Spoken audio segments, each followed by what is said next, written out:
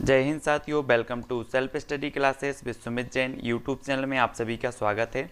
दोस्तों, आज के इस वीडियो में हमने अभी तक जो कुछ पढ़ा है पर्यावरण में उसका पूरा का पूरा रिवीजन करेंगे। पूरी की पूरी आज मैराथन आपकी क्लास होगी जहां पर आपसे बहुत सारे प्रश्न पूछे जाएंगे। एक क्लास आपकी पूरी 9 बजे तक चलेगी और ये बहुत ही महत्वपूर्ण प्रश्न होंगे आपके लिए। तो एक जो क्लास है आपकी जो है सीटीईटी एग्ज़ाम की दृष्टि से या फिर वर्ग 3 एग्ज़ाम की दृष्टि से बहुत ही महत्वपूर्ण होने वाला है।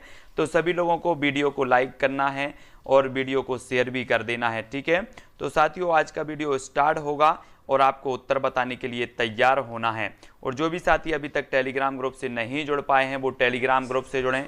टेलीग्राम ग्रुप से जुड़ने के लिए आपको टेलीग्राम ऐप डाउनलोड करना है, फिर उसमें सर्च करना है IAS स्टडी ट्रिक और ज्वाइन हो जाना है, ठीक है। तो सभी लोगों को सभी सारी की सारी जो आवाज़ है वो क्लियर आ रही होगी और स्टार्ट करने वाले हैं आज का ये वीडियो, ठीक है। बहुत बढ़िया। तो सभी लोग तैयार हैं आज के वीडियो के लिए? चलिए, तो आज का जो अपना पहला प्रश्न है दोस्तों, पर्यावरण के प्रमुख घटक हैं, घटक बताना है। जल्दी से बताएंगे सभी लोग।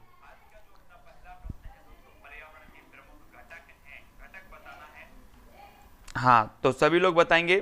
कुछ काम था, है ना, कुछ पर्सनल काम था इसलिए थोड़ा सा व्यस्त थे। तो अब हमें फिर से क्लास स्टार्ट करने वाले हैं और आज पूरी की पूरा हम रिवीजन करेंगे, पूरा का पूरा रिवाइज करेंगे, ठीक है। जो कुछ भी हमने पढ़ा है वो हम कहीं भूल तो नहीं गए हैं, तो पूरा का पूरा एक साथ रिवाइज करने वाले हैं, ठीक है। बहुत बढ़िया। तो सभी लोगों को वीडियो प्रश्न का उत्तर बताना है। पर्यावरण के प्रमुख घटक हैं, तो घटक कौन से हो जाएंगे? सभी लोग आंसर बताते चलेंगे, है ना। 4 विकल्प में से एक आंसर सभी लोगों ने बताया है कि मानव निर्मित होते हैं और प्राकृतिक होते हैं, यानी कि जो विकल्प नंबर आपका सी है वो बिल्कुल सही हो जाएगा, दोनों, ठीक है। अगला क्वेश्चन देख लेते हैं। ताप, मृदा, प्रकाश के किस घटक के अंतर्गत आते हैं? जैविक घटक के अंतर्गत, भौतिक घटक के अंतर्गत, मानव निर्मित या इनमें से कोई नहीं।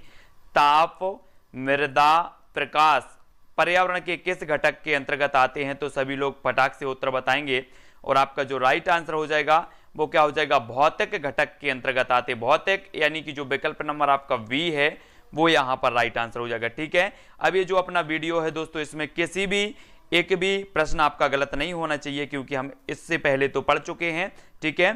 तो अगला क्वेश्चन देख लो। अगला जो आपका क्वेश्चन है, पर्वत, पठार, मैदान, घाटी पर्यावरण के किस क्षेत्र में आते हैं? पर्वत, पठार, मैदान, घाटी पर्यावरण के किस क्षेत्र में आते हैं? स्थल मंडल, जल मंडल, वायुमंडल या फिर जैव मंडल? सभी को बताना है। आपको पर्वत भी आपको पता है, पठार भी आपको पता है ना, और स्थल मंडल भी आपने पढ़ा है, जल मंडल, जैव मंडल, वायुमंडल सभी कुछ आपने देखा है। और आपका राइट आंसर क्या हो जाएगा? स्थल मंडल। स्थल मंडल यानी कि जो विकल्प नंबर आपका 1 है बिल्कुल सही हो जाएगा यहां पर, ठीक है। पर्वत, पठार, मैदान, घाटी पर्यावरण के किस क्षेत्र में आते हैं? तो वो आते हैं स्थल मंडल क्षेत्र में। आ नंबर आपका बिल्कुल सही हो जाएगा। अगला क्वेश्चन देख लेते हैं। पृथ्वी का 2/3 भाग कौन सा मंडल है? 2/3 भाग बताना है। स्थल मंडल है, जल मंडल है, वायुमंडल है या फिर जैव मंडल है? 2/3 भाग हमें बताना है कि जो 2/3 भाग है वो क्या है। पृथ्वी का 2/3 भाग कौन सा मंडल है? तब आपका राइट आंसर क्या हो जाएगा? 4 में से सभी लोग बताएंगे और आपका उत्तर हो जाएगा क्या? जलमंडल। हम पढ़ते ना कि लगभग 71 दशमलव या 70.8 जो भाग है पृथ्वी का वो जलमंडल से, जल से ढका हुआ है। तो बी नंबर यहां पर आपका बिल्कुल यहां पर सही हो जाएगा, ठीक है। अगला क्वेश्चन देख लेते हैं साथियों। धूल के कण एवं जलवाष्प किस मंडल में पाए जाते हैं? धूल के कण और जलवाष्प ये किस मंडल में पाए जाते हैं? स्थल मंडल में, जल मंडल में, वायुमंडल या फिर जैव मंडल में? तो हमें उत्तर बताना है। क्या होगा राइट आंसर? धूल के कण एवं जलवाष्प किस मंडल में पाए जाते हैं? तब आपका राइट आंसर क्या होगा? तो अधिकांश लोगों ने सही उत्तर बताया है कि जो धूल के कण हैं, धूल के कण और जलवाष्प जो है ये कहां पाई जाती है? वायुमंडल में। हम देखते ना कि वायु में धूल के कण जो है उड़ते रहते हैं, है ना। तो धूल के कण वायुमंडल में पाए जाते हैं। वे जीव जो मृत शरीर के कार्बनिक पदार्थों को साधारण तत्वों में अपघटित कर देते हैं क्या कहलाते हैं? सभी लोगों को बताना है। एक तो आपका उत्तर अपघटक है। क्या है? अपघटक। सर्वाहारी, तृतीय उपभोक्ता या फिर द्वितीय उपभोक्ता? यहां पर उत्तर बताना है। यहां पर कुछ मिस्टेक हो गई है और उत्तर सभी लोग बताएंगे। क्या हो जाएगा? वे जीव जो मृत शरीर के कार्बनिक पदार्थों को साधारण तत्वों में अपघटित कर देते हैं कहलाते हैं। तो क्या कहलाते हैं? तब सभी लोगों ने जो आंसर बताया है कि वो कहलाते अपघटक। अपघटक यानी कि जो विकल्प नंबर आपका 1 है वो यहां पर बिल्कुल सही हो जाएगा, 1 नंबर का। ठीक है, अगला देख लेते, चिपको आंदोलन की शुरुआत कब हुई थी? चिपको आंदोलन सभी को पता है कि ये उत्तराखंड से संबंधित है। चिपको आंदोलन पेड़ों को बचाने के लिए ये चिपको आंदोलन की शुरुआत हुई थी। तो इसकी शुरुआत कब हुई थी ये हमें बताना है। सुंदरलाल बहुगुणा इससे संबंधित हैं। ठीक है, और इन्हें वृक्षों का आदमी भी कहा जाता है। वृक्षों का आदमी किसे कहा जाता है? तो सुंदरलाल बहुगुणा साहब को कहा जाता है। तब आपका राइट आंसर जो हो जाता है वो क्या हो जाता है? 1973। 1973 याद रख लेना है। चिपको आंदोलन कब शुरू हुआ? 1973 से। ठीक है, बाबा आमटे और मेधा पाटेकर किस आंदोलन से संबंधित हैं? बाबा आमटे बताना है, सभी को बताएंगे। नर्मदा बचाओ आंदोलन, स्वच्छ गंगा अभियान, चिपको आंदोलन या अपिक्को आंदोलन? सभी को बाबा आमटे और मेधा पाटेकर किस आंदोलन से संबंधित हैं? तो आपका बिल्कुल सही आंसर क्या हो जाएगा? है ना, मेधा पाटेकर। सभी लोगों को पता है कि मेधा पाटेकर और बाबा आमटे ये नर्मदा बचाओ आंदोलन यानी कि जो विकल्प नंबर आपका 1 है वो बिल्कुल यहां पर सही हो जाएगा, 1 नंबर। ठीक है, 1 नंबर आपका बिल्कुल सही है। बढ़ते हैं अगले क्वेश्चन की ओर। विश्व पर्यावरण संरक्षण दिवस कब मनाया जाता है? विश्व पर्यावरण दिवस हमने पढ़ा था कि 5 जून को मनाया जाता है, लेकिन विश्व पर्यावरण संरक्षण दिवस हमें बताना है ये 26 नवंबर को, 22 अप्रैल को, 3 अक्टूबर को या फिर 22 मई को मनाया जाता है। अब हमें उत्तर बताना है और सभी लोग उत्तर बता रहे हैं। कृष्णा, अनामिका, प्रीति, दिनेश, अंजना जी, है ना, बंटी जी, अतुल जी, श्री कृष्णा, वंदना, सोनम जी, सभी लोग उत्तर बता रहे हैं। बहुत बढ़िया, अच्छा लग रहा है कि आप लोग गलत उत्तर नहीं बता करके सही उत्तर बता रहे हैं।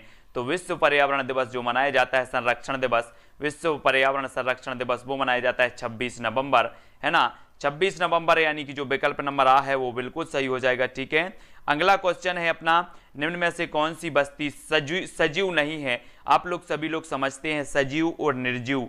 ठीक है, जिनमें जीवन होता है वो सजीव और जिनमें जीवन नहीं होता है वो निर्जीव, है ना। और सजीव नहीं है तो कौन सी नहीं है? आपके सामने 4 विकल्प हैं, घास, वृक्ष, मशरूम या फिर बादल। जल्दी से बताएं कौन सा प्रश्न जो है लॉक कर दिया जाए, कौन सा लॉक कर दिया जाए? तो अधिकांश लोगों ने जो उत्तर बताया है वो क्या बताया है कि बादल को लॉक कर दिया जाए। सर डी नंबर यानी कि आपका डी नंबर बिल्कुल सही है, बादल जो है बिल्कुल राइट आंसर होगा। ठीक है, अगला क्वेश्चन देख लेते हैं, पौधों में गैसों का आदान प्रदान कैसे होता है? पौधों में गैसों का आदान प्रदान हमें बताना है कैसे होता है। सभी को पता है कि पौधे प्रकाश संश्लेषण क्रिया द्वारा जो है अपना भोजन बनाते हैं, इसलिए इन्हें स्वपोषी कहा जाता है ना, स्वपोषी कहा जाता है।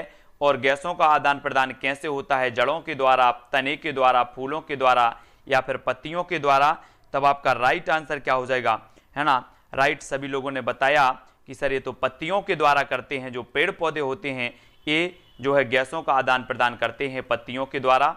डी नंबर आपका यहाँ पर बिल्कुल सही हो जाएगा। ठीक है, ये रहा अगला प्रश्न आपकी स्क्रीन पर, आपको उत्तर बताना है, 4 विकल्प में से चयन करना है। निम्न में से कौन अपने शिकार को पकड़ने के लिए अपनी जीभ का प्रयोग करता है? तो सभी लोगों को पता है ना, सभी लोग ने देखे होंगे, मेंढक भी देखे हैं, छिपकली भी देखे हैं, कुछ लोग तो छिपकली से भी डरते होंगे, है ना। तो अब जल्दी से बता दो कि अपनी जीभ का जो प्रयोग करते हैं वो कौन कौन से ऐसे जीव हैं जो जीभ का प्रयोग करते हैं? तब आपका बिल्कुल सही आंसर क्या हो जाएगा? आंसर हो जाएगा कि मेंढक भी करता है और छिपकली भी करती है ना, करती। तो 2 नंबर आपका दोनों यहां पर सही हो जाएगा। अगला क्वेश्चन देख लो, सील मछली स्तनधारी है। स्तनधारी आप लोग समझते होंगे, स्तनधारी किन्हें कहा जाता है? सभी लोगों को पता है ना। हाँ, तो बताना है आपको, जल में रहती है, उड़ नहीं सकती या फिर मांसाहारी है या बच्चे को जन्म देती है। सभी को बताना है स्तनधारी प्राणी किन्हें कहा जाता है। तो जल्दी से आपका राइट आंसर क्या हो जाएगा? बच्चे को जन्म देती है, बच्चे को जन्म देती है यानी कि जो विकल्प नंबर आपका डी है वो यहां पर सही हो जाएगा। ठीक है। जो सीधे बच्चों को जन्म देते हैं वो स्तनधारी कहलाते हैं, यानी कि डी नंबर आपका यहाँ पर डी नंबर बिल्कुल सही होगा, ठीक है। अगला क्वेश्चन देख लेते हैं, सजीवों को 5 जगतों में किसने विभाजित किया है। सजीव और निर्जीव आप समझते हैं, कई बार आपने है ना पढ़ा भी है कि सजीव क्या है, निर्जीव क्या है, और इन्हें 5 जगतों में किसने विभाजित किया है। सभी लोग बताएंगे। 14 का आंसर बताना है Carolus Linnaeus, Robert Hooke, R.H. Whittaker और चार्ल्स डार्विन। ये आपके प्रश्न है, प्रश्न क्रमांक 14 है, ठीक है। और आपकी क्लास में दोस्तों कल 8 तारीख को लगेंगे। 9 तारीख से हम कुछ स्पेशल वीडियो बना करके आपकी पूरी उसमें डाल देंगे, है ना, प्रीमियर में। तो आपको कंटिन्यू जो आपकी क्लास रहती है उसी के हिसाब से आपको देख लेना है ना। तो सजीवों को 5 जगतों में किसने विभाजित किया है, तो वो किया क्या है, R.H. व्हिटेकर साहब, यानी कि सी नंबर आपका यहां पर बिल्कुल सही होगा, सी नंबर होगा। अगला देख लो, निम्न में से कौन एक वृक्ष नहीं है। कौन नहीं है वृक्ष, पीपल नहीं है, सुंदरी, कीकर या फिर केला। सभी लोगों को बताएंगे। स्पेशल NCERT के कुछ विस्तृत अध्ययन के नोट्स हैं, उन विस्तृत अध्ययन के नोट्स का वीडियो बना के हम यथावत समय पर आपका समय सेट कर देंगे, जो कि आपको देखना है बाद में वीडियो, ठीक है। और एक वृक्ष नहीं है, तो वृक्ष नहीं है केला, यानी कि जो आपका विकल्प नंबर डी है वो यहां पर सही हो जाएगा, ठीक है। हाँ, अगला क्वेश्चन देखो, प्रकाश संश्लेषण सबसे कम किस रंग में होता है। किस रंग में होता है, लाल में होता है, हरा में होता है, पीला में होता है, बैगनी में होता है। तो प्रकाश संश्लेषण सबसे कम बताना है तो किस में होता है। अपन ने पढ़ा था कि सबसे ज्यादा जो होता है वो लाल रंग में होता है। सबसे ज्यादा किस रंग में होता है, लाल रंग में होता है। और सबसे कम जो होता है वो कब होता है, सबसे कम कौन से रंग में होता है। तब आपका राइट आंसर क्या हो जाएगा, सबसे कम की जब बात आती है तो वो बैगनी रंग सामने आ जाता है, यानी कि जो ड नंबर है वो बिल्कुल सही हो जाएगा, डी। अब यहां पर कंफ्यूज नहीं होना है, प्रकाश संश्लेषण सबसे कम होता है बैगनी रंग में, सबसे ज्यादा होता है लाल रंग में, ठीक है। अगला क्वेश्चन देख लो। अगला जो अपना क्वेश्चन है, पौधे का प्रजनन अंग है तो क्या है। पौधे का प्रजनन अंग हमें बताना है, क्या हो जाएगा राइट आंसर, तना हो जाएगा, जड़ हो जाएगा, पत्तियां हो जाएगा या फिर फूल होगा। सभी लोग बताएंगे तना, जड़, पत्तियां या फिर फूल। पौधे का प्रजनन अंग कौन सा है। प्रश्न क्रमांक है अपना 17 और 17 का अपना राइट जो आंसर हो जाएगा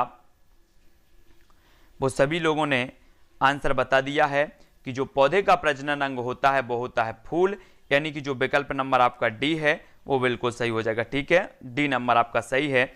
अगला क्वेश्चन देखो, अगला है, निम्न में से कौन से जीव मनुष्य के घर में रहते हैं। मनुष्य के घर में रहते हैं, अब सभी लोग बता दो। जो लोग छिपकली से डरते हैं, जो लोग चूहा से डरते हैं, जो लोग मकड़ी से डरते हैं, ये सारे के सारे जो जीव हैं, है ना, बिल्कुल सरल सा क्वेश्चन है कि मकड़ी भी रहती है ना, चूहा भी रहता है, छिपकली भी रहती है, यानी कि जो आपका विकल्प नंबर कौन सा हो जाएगा, डी नंबर, सभी वाला हो जाएगा, सभी, ठीक है, सभी आपका बिल्कुल सही होगा, है ना। अगला देख लो। अगला आपका प्रश्न है, निम्न में से कौन उभयचर है। उभयचर आप समझते होंगे, उभयचर जानते हैं कि जो जमीन में भी रहता है और जल में भी रहता है वो उभयचर कहलाते हैं। तो इनमें से कौन माना जाएगा उभयचर, मगरमच्छ, हाथी, दरिया घोड़ा या फिर व्हेल। तो आंसर क्या हो जाएगा, तो सभी लोगों ने बताया है कि कौन सा उभयचर है, और उभयचर में जो आपका राइट आंसर हो जाएगा वो क्या हो जाएगा, मगरमच्छ, यानी कि जो विकल्प नंबर आ है वो बिल्कुल सही हो जाएगा, ठीक है। आ नंबर आपका बिल्कुल सही हो जाएगा। और आज सभी लोग खाना आना खा करके आए हैं कि नहीं आए हैं, पूरी की पूरी 9 बजे तक अपनी क्लास चलेगी। सारे के सारे प्रश्नों को आज कवर करना है। निम्न में से किस पक्षी का घोंसला लालटेन की तरह होता है। दर्जिन, कठफोड़वा, कबूतर या फिर वया, किसका होता है। सभी लोग बताएंगे किस पक्षी का घोंसला लालटेन की। आप लोग ज्यादातर देखे होंगे, खजूर देखा होगा आपने, खजूर, गांव में जो खजूर रहता है बहुत ऊंचा सा पेड़ रहता है ना, तो एक खजूर से ज्यादा लटके रहते हैं ये बया, यानी कि जो विकल्प नंबर है ना डी है वो सही हो जाएगा। उसमें लालटेन टाइप का बना रहता है और डी नंबर बिल्कुल सही होगा, ठीक है। अगला देख लो, 2,4-D जानते होंगे, जो गांव में रहते होंगे, है ना, जो सोयाबीन में डालते हैं, सोयाबीन या और भी ऐसे उड़द है, इस प्रकार के जो फसलें होती उनमें डाला जाता है, खरपतवार नाशक हो जाता है ये, है ना। तो ये जो 2,4-D का घोल बोलते हैं, 2,4-D का घोल डाल दो, पूरी की पूरी जो खरपतवार है वो नष्ट हो जाएगी, तो ये खरपतवार माना जाएगा, यानी कि जो विकल्प नंबर आपका बी है वो सही हो जाएगा वहां पर, ठीक है। बी नंबर आपका सही है। डी नंबर वाले बिल्कुल कंफ्यूज नहीं होना, एक खरपतवार नाशक होता है 2,4-D, ठीक है, 2,4-D, है ना। अगला देख लो, लद्दाख की चांपगा जनजाति किस प्रकार की कृषि करती है। चांपगा ये लद्दाख की जनजाति है ना। और लद्दाख सभी लोगों को पता है एक केंद्र शासित प्रदेश है, और सबसे जो ठंडा मरुस्थल होता है वो लद्दाख में ही है ना, सबसे ठंडा मरुस्थल। और चांपगा जनजाति है तो एक कर्तन और दहन मिश्रित गहन निर्वाह या चलवासी पशुचारण, तो ये किस प्रकार की कृषि करती है हमें यहाँ पर बताना है, प्रश्न क्रमांक 22 का। और अधिकांश लोग जो उत्तर बता रहे हैं वो बता रहे हैं कि ये चलवासी पशुचारण प्रकार की जो है ये कृषि करती है ना। मतलब जो विकल्प नंबर आपका डी है वो सही हो जाएगा, ठीक है, बिल्कुल राइट आंसर है। आर्द्रता को मापा जाता है, आर्द्रता आप लोग समझते होंगे, है ना, नमी जिसे बोलते हैं, नमी, आर्द्रता, है ना। हम बोलते ना कृषि करते हैं तो बोलते कि हमारी जमीन में भी तो अभी क्या है, नमी बनी हुई है, नमी, आर्द्रता है मतलब। तो आर्द्रता को मापा जाता है तो किससे मापा जाता है, सभी लोगों को पता है। एक तो इसका ऐसा बोल दिया जाता है कि आर्द्रता मापी, है ना, आर्द्रता मापी, और दूसरा जो इसका होता है, अब यहाँ ऐसा कंफ्यूज नहीं होना है, यहाँ पर हाइड्रोमीटर दिया और यहाँ पर हाइग्रोमीटर दिया है, ठीक है। तो ये दो ही कंफ्यूजन करेंगे, जल्दी में उत्तर नहीं लगाना है। आपका उत्तर होगा विकल्प नंबर 2 हाइग्रोमीटर। बी नंबर यहाँ पर आपका राइट आंसर हो जाएगा, ठीक है, बी नंबर हाइग्रोमीटर। हाइड्रो नहीं है ना, हाइड्रो नहीं है, डा नहीं आएगा, ग्रो आएगा, ग्रो, ठीक है। अगला देख लो, पर्यावरण ही शिक्षा है और शिक्षा का कार्य छात्र को उसके अनुकूल बनाना, ये जो कथन है वो किसका है, प्याजे साहब का है, थॉम्पसन का है, स्किनर या फिर जॉन डुवी साहब का है। तो ये उत्तर बताना है। प्रश्न क्रमांक 24 का आंसर बताएंगे जल्दी से, सभी लोगों को बताना है ना। कुछ दिन क्या हो जाएगा, अभी जो होली का टाइम है ना, होली में सभी लोग घर जाते हैं तो हम भी घर घुमाएंगे, और तो जल्दी से बताना है। थॉम्पसन आपका बिल्कुल सही होगा, थॉम्पसन, यानी कि जो विकल्प नंबर बी है वो यहाँ पर बी नंबर बिल्कुल सही होगा, थॉम्पसन। पर्यावरण ही शिक्षा है और शिक्षा का कार्य छात्र को उसके अनुकूल बनाना, ये जो कथन है ये थॉम्पसन, बी नंबर बिल्कुल सही होगा, ठीक है। अगला है, निम्न में से कौन सीखने की प्रक्रिया को प्रभावित करने वाला व्यक्तिगत कारक है, तो कौन सा है, परिवार है, अभिप्रेरणा है, या फिर समाज है, या पुरस्कार एवं दंड है। सभी लोग बताएंगे, सभी को आंसर बताना है। निम्न में से कौन सीखने की प्रक्रिया को प्रभावित करने वाला व्यक्तिगत कारक है, तो व्यक्तिगत कारक बताना है। लेकिन आपकी वीडियो यथावत में डाल करके जाऊंगा, पूरे के पूरे यथावत टाइम पर आपको वीडियो मिलेंगे, ठीक है। तो जिसको भी वीडियो देखना है वो यथावत मिलेंगे, और पर्यावरण के विशेषकर एनसीईआरटी पर आधारित वीडियो मिलेंगे, जो एनसीईआरटी के स्पेशल नोट्स हैं उनके, ठीक है। तो निम्न में से कौन सीखने की प्रक्रिया को प्रभावित करने वाला व्यक्तिगत कारक है, तो व्यक्तिगत कारक बताना है। तो व्यक्तिगत कारक आपका अभिप्रेरणा हो जाएगा, अभिप्रेरणा, यानी कि जो विकल्प नंबर आपका 2 है, बी नंबर है, वो यहां पर सही होगा, बी नंबर, ठीक है। अगला देख लो, एनसीएफ 2005 ने कक्षा 3 से 5 तक के पर्यावरण अध्ययन को कितनी थीमों में बांटा है। ये मोस्ट इंपॉर्टेंट क्वेश्चन है साथियों, ये थीम है या फिर विषय हैं जो आपके सिलेबस में हैं। वर्ग 3 के भी सिलेबस में हमने पढ़ा कि परिवार और मित्र है, आवास है, खेल और कार है, यही थीमें हैं, यही सब्जेक्ट हैं जो 2005 एनसीएफ 2005 ने बांटा है। तो ये कितनी थीमों में बांटा है सभी को पता होनी चाहिए कि ये जो थीम है वो 6 थीम है, 6, यानी कि जो सा नंबर है वो यहाँ पर सही हो जाएगा, ठीक है, सी नंबर आपका बिल्कुल सही होगा। अगला क्वेश्चन देख लो, अगला क्वेश्चन है, एनसीएफ 2005 के अनुसार निम्न में से कौन सी एक पर्यावरण की विषय वस्तु नहीं है। तो विषय वस्तु नहीं है, वो थीम बताना है कौन सी नहीं है, भोजन नहीं है, सौरमंडल, आवास या परिवार और या मित्र। तो हमने अपने सिलेबस में भी पढ़ा है कि सबसे पहले तो परिवार और मित्र दिया है, आवास दिया है, भोजन भी दिया है, लेकिन अपने सिलेबस में क्या नहीं है, ये सौरमंडल नहीं है, सौरमंडल, ठीक है। यानी कि जो विकल्प नंबर आपका क्या हो जाएगा, सभी लोगों ने बताया, और उत्तर हो जाएगा सौरमंडल। सौरमंडल यानी कि जो सा नंबर है आपका, सी नंबर है, वो बिल्कुल सही हो जाएगा, सा नंबर अगला क्वेश्चन देख लेते हैं, निम्न में से कौन सी विधि शिक्षार्थियों में रटने की प्रवृत्ति को बढ़ावा देती है? रटने की प्रवृत्ति को बढ़ावा देती है तो कौन सी विधि देती है? अधिन्यास विधि, आगमन विधि, निगमन विधि या फिर खोज विधि? तो कौन सी विधि देती है रटने की प्रक्रिया को महत्व देती है या प्रवृत्ति को बढ़ावा देती है? तब आपका राइट आंसर क्या हो जाएगा साथियों?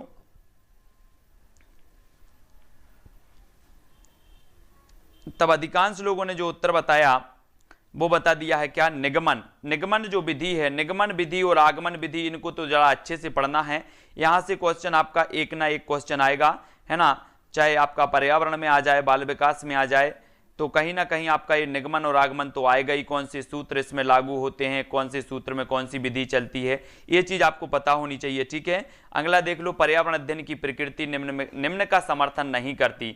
तो किसका समर्थन नहीं करती? जो पर्यावरण की अध्ययन की प्रकृति है वो किसका नहीं करती? बच्चे कम गलतियां करें, है ना, करके सीखने का अवसर मिले, बच्चे बहुत से प्रश्न पूछें या खोज करने के पर्याप्त अवसर मिले, तब सभी लोग बताएंगे क्या होगा राइट आंसर। पर्यावरण अध्ययन की प्रकृति किसका समर्थन नहीं करती, हमें बताना है। तब आंसर क्या हो जाएगा प्रश्न क्रमांक 29 का?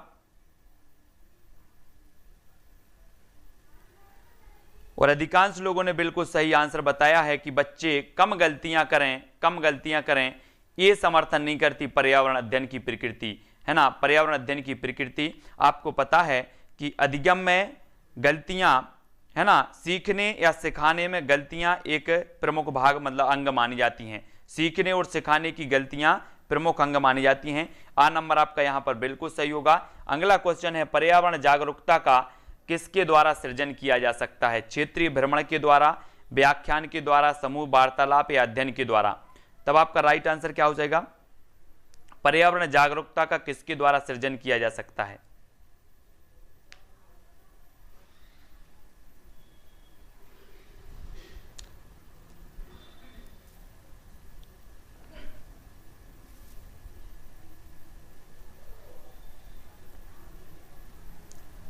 तब आपका बिल्कुल सही आंसर क्या हो जाएगा? क्षेत्रीय भ्रमण।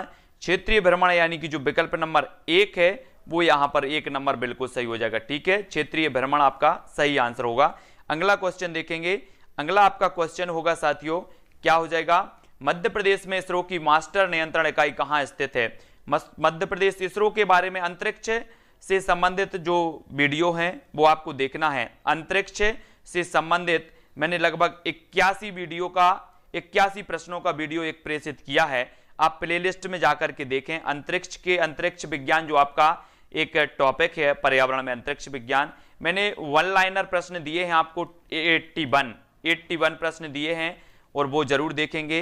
पूरे के पूरे कवर करवाए हैं प्रश्नों को। मध्य प्रदेश में इसरो की मास्टर नियंत्रण इकाई कहां स्थित है हमें बताना है और मध्य प्रदेश से संबंधित है, तो आपका राइट आंसर क्या हो जाएगा, है ना। सभी लोगों को पता होनी चाहिए कि भोपाल आपका राइट होगा। भोपाल में है इसरो की मास्टर नियंत्रण इकाई, है ना। और एक क्वेश्चन व्यापम में आया हुआ है, पिछले एग्जामों में एक क्वेश्चन आया हुआ है, इसलिए इग्नोर नहीं करना। भोपाल आपका राइट आंसर होगा, ठीक है। अगला क्वेश्चन देखो, निम्न में से नवीकरणीय ऊर्जा का स्रोत नहीं है तो कौन सा नहीं है? सौर, एलपीजी, बायोमास या पवन? सभी लोग आंसर बताएंगे। मैं अधिकांश जो क्वेश्चन आप तक लाता हूं पुराने ओल्ड पेपर से लाता हूं या फिर व्यापम द्वारा पूछे हुए ऐसे क्वेश्चन लाता हूं, तो आपको बताना है निम्न में से नवीकरणीय ऊर्जा का स्रोत नहीं है तो कौन सा नहीं है? सौर, एलपीजी, बायोमास या फिर पवन? कौन सा नहीं है? नवीकरणीय ऊर्जा, ऐसा क्वेश्चन आपने देखा होगा पिछले 2011 में भी आया था, नवीकरणीय और अनवीकरणीय, है ना, अपन ने पढ़ा भी था। तो आपका राइट आंसर क्या होगा? आपका आंसर हो जाएगा एलपीजी। एलपीजी यानी कि जो विकल्प नंबर आपका वाह है वो बिल्कुल सही होगा, V number, LPG right answer होगा। निम्न में से नवीकरणीय ऊर्जा का स्रोत नहीं है तो कौन सा नहीं है? एलपीजी यानी कि वी नंबर आपका राइट होगा, ठीक है। अगला देख लो, निम्न में से कौन से औषधीय पौधे मध्य प्रदेश में पाए जाते हैं? घृत कुमारी, नागर मोथा, उक्त दोनों या फिर इनमें से कोई नहीं? तो कौन से पाए जाते हैं औषधीय पौधे मध्य प्रदेश में पाए जाते हैं? तब 4 में से आपका उत्तर क्या हो जाएगा? कौन से पाए जाते हैं? अब सीधा सा तो है, आप लोग ट्रिक लगा देंगे। कौन सी ट्रिक लगा देंगे? उपरोक्त दोनों वाली लगा देंगे। सर बोले आओ देखा ना ताओ, अब तो वो 2 नंबर यानी कि उपरोक्त दोनों आ गया, मतलब वो सही है ना। 100%, कुछ लोग तो बोल देते 101%, है ना। तो अगला देख लेते हैं, निम्न में से कौन सी नदी पन्ना बाघ अभ्यारण्य से गुजरती है? पन्ना की बात आ गई यहाँ पर, पन्ना, और पन्ना वही पन्ना है जहां पर पन्ना राष्ट्रीय उद्यान है ना। और पन्ना राष्ट्रीय उद्यान में से कौन सी नदी गुजरती है? ये क्वेश्चन भी आया हुआ है, एमपी व्यापम में ये क्वेश्चन भी आया है, कौन सी नदी पन्ना बाघ अभ्यारण्य से गुजरती है? तब सभी लोग बताएंगे क्या हो जाएगा राइट आंसर।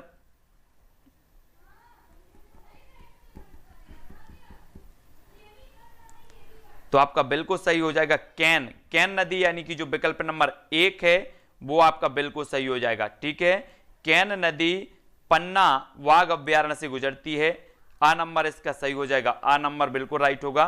ठीक है, अगला क्वेश्चन देख लेते हैं, निम्न में से कौन सा टूर्नामेंट टेनिस से संबंधित है? टेनिस से संबंधित बताना है। आई लीग है, डेविस कप है, संतोष ट्रॉफी है, या फिर डूरंड कप है। तो टेनिस खेलते होंगे कुछ लोग तो, है ना। तो जल्दी से बताना है कौन सा टूर्नामेंट टेनिस से संबंधित है।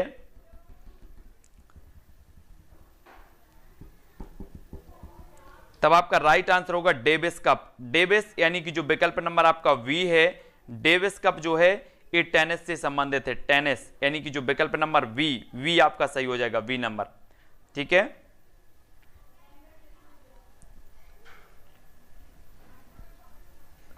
अगला क्वेश्चन देख लेते हैं।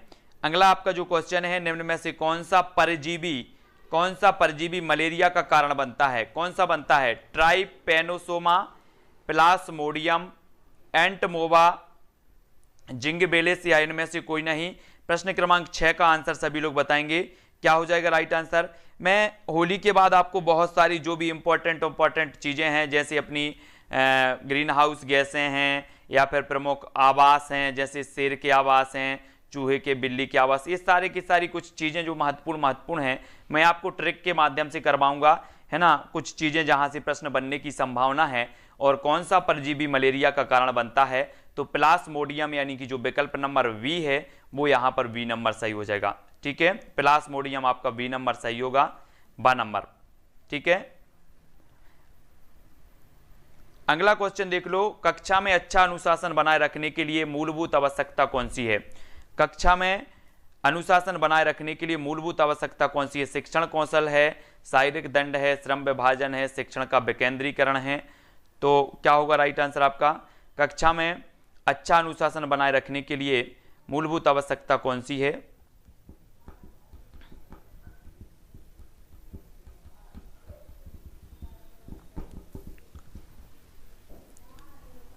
तो आंसर आपका राइट होगा शिक्षण कौशल। शिक्षण कौशल यानी कि जो विकल्प नंबर आपका ए है वो ए नंबर बिल्कुल सही हो जाएगा। ठीक है, ए नंबर राइट होगा। अगला क्वेश्चन, विश्व जल दिवस कब मनाया जाता है? विश्व जल दिवस बताना है। देखो मेरे जितने भी साथी हैं, अपन को कॉन्फिडेंस रखना है, लेकिन ओवर कॉन्फिडेंस नहीं रखना है। ठीक है, ओवर कॉन्फिडेंस वाले लोग गलत करके आते हैं, है ना। ओवर कॉन्फिडेंस में हो जाता है कि नहीं, वो तो 101 वाले जितने भी होते हैं ना, 101 वाले वो ओवर कॉन्फिडेंस वाले होते हैं, और 101 वाले गलत करके आ जाते हैं। पता भी होता है ना, पता भी होता है, उसके बाद गलत करके आते हैं, इसलिए ओवर कॉन्फिडेंस नहीं रखना है, वही अपनी सरल विधि से हल करना है। विश्व जल दिवस मनाया जाता है तो वो मनाया जाता है 22 मार्च को।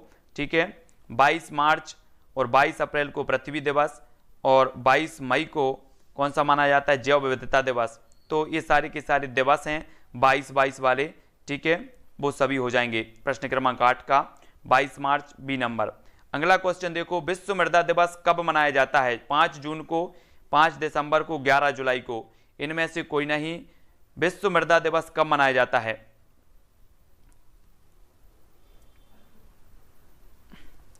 विश्व मृदा दिवस 5 जून, 5 दिसंबर, 11 जुलाई, या इनमें से कोई नहीं।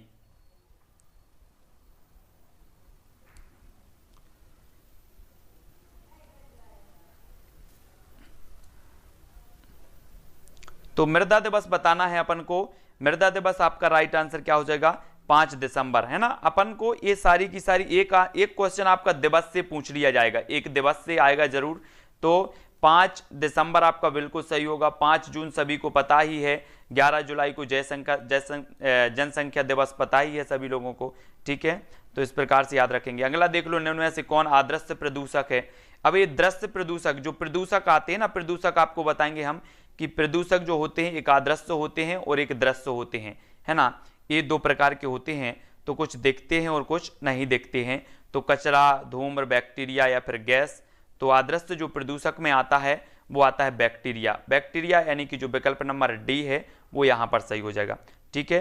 अदृश्य प्रदूषक होते हैं बैक्टीरिया, डी नंबर आपका सही हो जाएगा, ठीक है।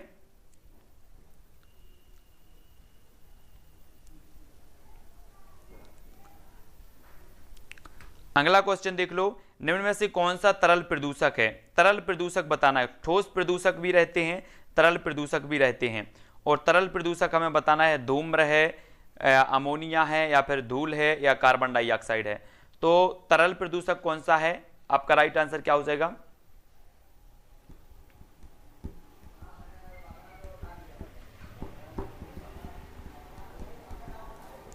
तब आपका बिल्कुल सही आंसर होगा अमोनिया। अमोनिया यानी कि जो आपका विकल्प नंबर वी है, वी नंबर, वो सही हो जाएगा।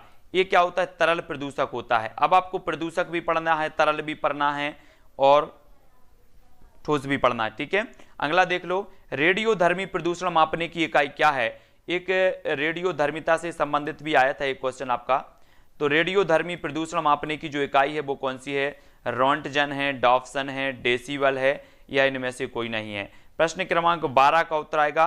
पर्यावरण का प्रश्न आपका बिल्कुल सरल आने वाला है, पर्यावरण का प्रश्न पत्र, लेकिन आपको घुमाया जाएगा और आप गलत करके आएंगे जानबूझ के। आपको पता भी होगा क्वेश्चन, उसके बाद भी गलत करके आएंगे।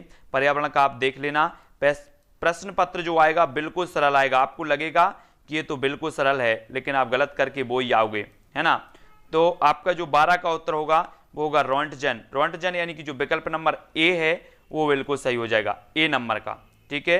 रेडियोधर्मी प्रदूषण मापने की जो इकाई है वो है रोंटजन, यानी कि ए नंबर बिल्कुल सही है। ओजोन की डॉप्सन है ना, और ध्वनि की डेसिबल है, ये याद रखना है, ठीक है। तो अगला क्वेश्चन देख लेते हैं, किस वृक्ष को पारिस्थितिकी आतंकवादी कहा जाता है। अब ये तो सभी लोगों को पता है ना, कि किस वृक्ष को कहा जाता है, किस वृक्ष को पारिस्थितिकी आतंकवादी कहा जाता है। साल को कहा जाता है, सफेदा को कहा जाता है, सागौन को कहा जाता है, इनमें से कोई नहीं। क्या होगा आपका राइट आंसर।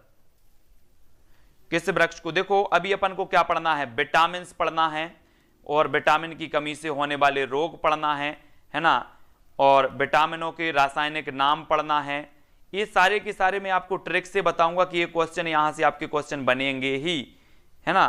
तो ये सारी की सारी चीजें आपको पढ़नी है। सफेदा यानी कि जो बी नंबर है आपका बिल्कुल सही हो जाएगा। सफेदा यानी कि यूकेलिप्टस का जो पेड़ होता है ना, वो बी नंबर यहां पर सही हो जाएगा, बी नंबर, ठीक है। हाँ, यूकेलिप्टस। अगला देखो, कौन से देश सबसे अधिक अम्ल वर्षा से प्रभावित हैं। अम्ल वर्षा से प्रभावित बताना है कौन से देश हैं, है ना। और ये अम्ल वर्षा जो वाला प्रश्न बनता है कि अम्ल वर्षा किस किस गैसों के मिश्रण के कारण होती है ना। ये क्वेश्चन तो कई बार आया है, इसको तो बहुत अच्छे से पढ़ लेना, ठीक है। और कौन से देश सबसे अधिक अम्ल वर्षा से प्रभावित हैं। अमेरिका, रूस, नॉर्वे, स्वीडन, चीन, भारत। एक करंट का क्वेश्चन है कि अम्ल वर्षा के कारण जो है अपना जो ताजमहल है ना, ताजमहल का क्षय होने लगा था, क्षय, और इसके निर्माण पर भी रोक लगी थी, निर्माण पर रोक लगी थी ताजमहल के। और ताजमहल के निर्माण पर अभी जो है हाल ही में करंट का क्वेश्चन है कि उसकी जो सुप्रीम कोर्ट ने रोक है वो हटा दी है, रोक हटा दी है। तो आपका 14 का उत्तर जो हो जाएगा वो हो जाएगा नॉर्वे एवं स्वीडन, है ना। नॉर्वे यानी स्वीडन, आपका बी नंबर बिल्कुल सही हो जाएगा, बी नंबर। और 2019 के मैंने जितने भी आपके पर्यावरण के करंट के क्वेश्चन थे मैंने एक वीडियो में आपको दिए हैं, तो वो वीडियो भी आप लोग देख लेना। अगला क्वेश्चन देख लेते हैं, अम्ल वर्षा सबसे पहले किस देश में हुई थी।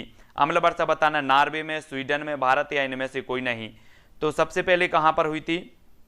2019 के कुछ करंट के क्वेश्चन मैंने पहले वीडियो में डाले हैं, वो जरूर देख लेना। लगभग 100 से ऊपर वीडियो, तो 105 से ऊपर वीडियो तो आपके पर्यावरण के हो चुके हैं।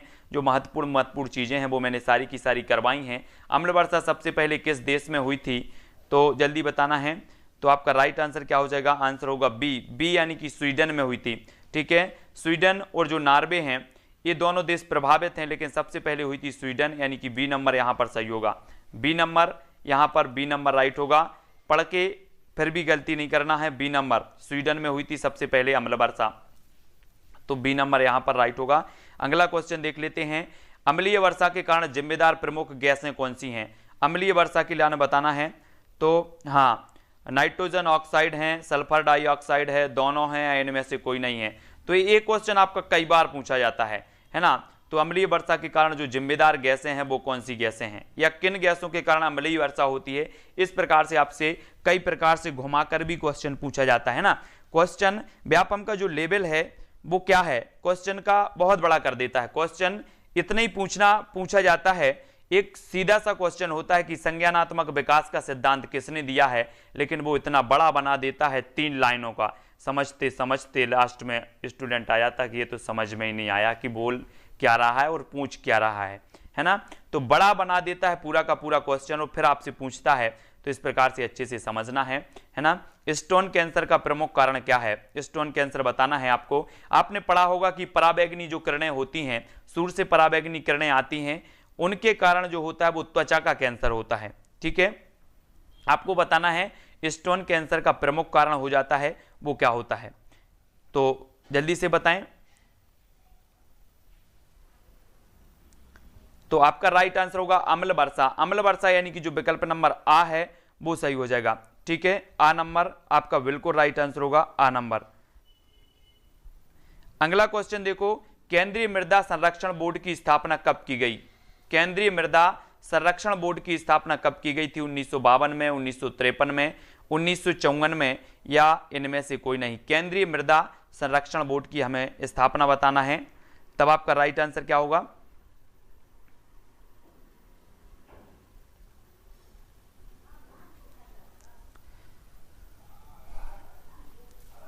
आपका बिल्कुल सही आंसर होगा 1953। 1953 यानी कि जो आपका विकल्प नंबर वी है साथियों, वी नंबर यहां पर आपका सही हो जाएगा। मृदा संरक्षण बोर्ड की स्थापना की गई 1953 में। ठीक है, वी नंबर, वी नंबर आपका सही है। अगला देखो, निम्न में से कौन सा रोग मच्छर के काटने से होता है। मच्छर के काटने से बताना, चिकनगुनिया होता, मलेरिया होता, डेंगू होता है, या फिर सभी होते हैं मच्छर के काटने से, है ना। एक वीडियो आपका आएगा कौन सा, वो वाला आएगा परियोजनाओं से संबंधित, है ना, बाघ परियोजना, है ना, और हाथी परियोजना, मगर संरक्षण परियोजना, ये सारे की सारी जो परियोजनाएं हैं ये कब स्थापित हुई हैं, कब से चालू हुई, एक वीडियो इस प्रकार से भी आपका आने वाला है। ठीक है, तो आपका राइट आंसर क्या हो जाएगा कि चिकनगुनिया भी होता है, मलेरिया भी होता है, डेंगू भी होता है। ठीक है, तो डी नंबर आपका बिल्कुल सही हो जाएगा। पर्यावरण अध्ययन के लिए आप छात्रों को कौन से चैनल देखने का सुझाव देंगे, ये हमें बताना है ना, छात्रों को देना है, तो जल्दी से बताएं। डिस्कवरी है, नेशनल ज्योग्राफी है, एनिमल प्लेनेट है, या फिर सभी हैं, तो आपका राइट आंसर क्या हो जाएगा। पर्यावरण अध्ययन के लिए आप छात्रों को कौन से चैनल देखने का सुझाव देंगे।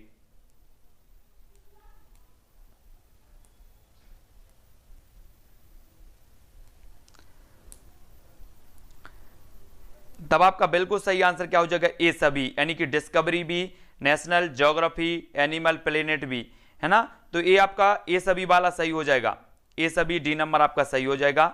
और अगला क्वेश्चन देखो, पर्यावरण अध्ययन की कक्षा में एक शिक्षक चित्र, मानचित्र, ग्राफ, मॉडल आदि का प्रयोग करता है, ये खालिस्तान शिक्षण सामग्री है। श्यामपट है, दृश्य है, श्रव्य दृश्य है, या क्रियात्मक है, कैसी है,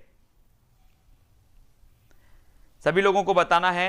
पीडीएफ मिलती है अपने टेलीग्राम ग्रुप में, जो टेलीग्राम ग्रुप है उसमें टेलीग्राम ग्रुप में सभी लोग जुड़ जाना। टेलीग्राम ग्रुप से जुड़ने के लिए आपको टेलीग्राम ऐप डाउनलोड करना है, उसमें सर्च करना है IAS स्टडी ट्रिक। ठीक है, पर्यावरण अध्ययन की कक्षा में एक शिक्षक चित्र, मानचित्र, ग्राफ, मॉडल आदि का प्रयोग करता है, ये खालिस्तान शिक्षण सामग्री है। तो ये दृश्य यानी कि जो विकल्प नंबर वी है वो बी नंबर आपका सही हो जाएगा। ठीक है, आप लोग जब बीएड या डीएड करते होंगे तो मॉडल बना के ले जाते होंगे, एक ब्लैक बोर्ड खरीद लिया होगा, ब्लैक बोर्ड ले जाते होंगे, है ना, और उसमें बच्चों को पढ़ाते होंगे। तो खालिस्तान के अलावा निम्नलिखित पर्यावरण अध्ययन पढ़ाने की विधियां हैं, तो पर्यावरण अध्ययन पढ़ाने की विधियां कौन कौन सी हैं, खालिस्तान के अलावा बताना है, खालिस्तान के अलावा कौन सी है। तो कौन सी हैं? समस्या समाधान, व्याख्यानों द्वारा स्पष्ट करने, सहयोगात्मक अधिगम या फिर निर्देशित खोज। तो खाली स्थान के अलावा कौन कौन सी हैं? एक ऐसी है जो नहीं है, बाकी सभी हैं। तो कंफ्यूज नहीं होना इस प्रकार के क्वेश्चनों में। आपका राइट आंसर क्या हो जाएगा?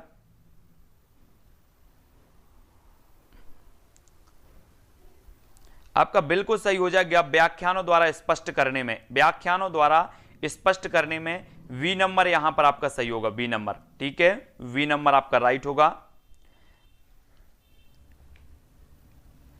अगला क्वेश्चन देखो, निम्न में से कौन सी परिघटना कक्षा में प्रदर्शित नहीं की जा सकती? तो कौन सी नहीं की जाती? कोहरा का निर्माण, बर्फ निर्माण, बर्फ से तरल निर्माण, बाष्प बिंदु निर्माण।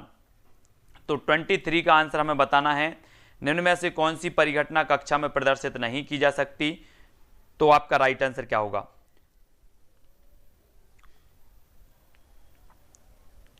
सभी लोगों को बताना है। और आपका एक जो टॉपिक है ना, अंतरिक्ष विज्ञान, अंतरिक्ष विज्ञान से संबंधित आप वीडियो जरूर देख लेना, क्योंकि जो अंतरिक्ष से संबंधित अपना करंट में भी रहा है ना, चंद्रयान मिशन 2 भी करंट में रहा है, उससे भी क्वेश्चन पूछे जा सकते हैं आपके।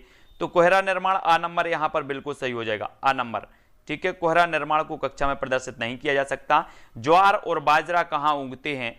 पहाड़ी क्षेत्रों में, समतल मैदानों में, शुष्क क्षेत्रों में या फिर तटीय मैदानों में? कहां उगते हैं ज्वार और बाजरा? कहां उगते हैं? सभी लोग बताएंगे,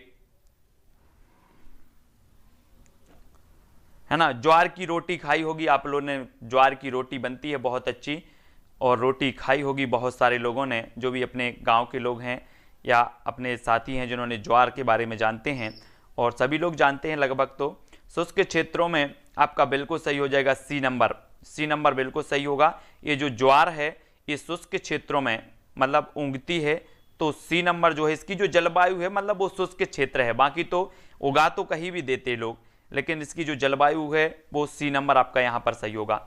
निम्न में से कपासी मृदा किसे कहते? कपासी, कपास के लिए अपना खरगोन जाना जाता है ना, कपास अनुसंधान केंद्र। एक क्वेश्चन पूछा जाता है कि कपास अनुसंधान केंद्र कहाँ है, तो अपन खरगोन पहुंच जाते हैं सबसे, खरगोन है ना कपास अनुसंधान केंद्र। और अंगूर अनुसंधान केंद्र पूछा जाता है तो अपन रतलाम पहुंच जाते हैं, अंगूर, है ना। तो निम्न में से कपासी मृदा किसे कहते हैं? कपासी मृदा बतानी है। तो आपका जो राइट आंसर हो जाएगा वो हो जाएगा काली, काली मिट्टी जो होती है ना, काली मिट्टी, काली मिट्टी यानी कि जो विकल्प नंबर सा है वो सही हो जाएगा। कपासी मृदा किसे कहते हैं? तो काली मिट्टी को कहते हैं। सी नंबर आपका यहां पर सही होगा।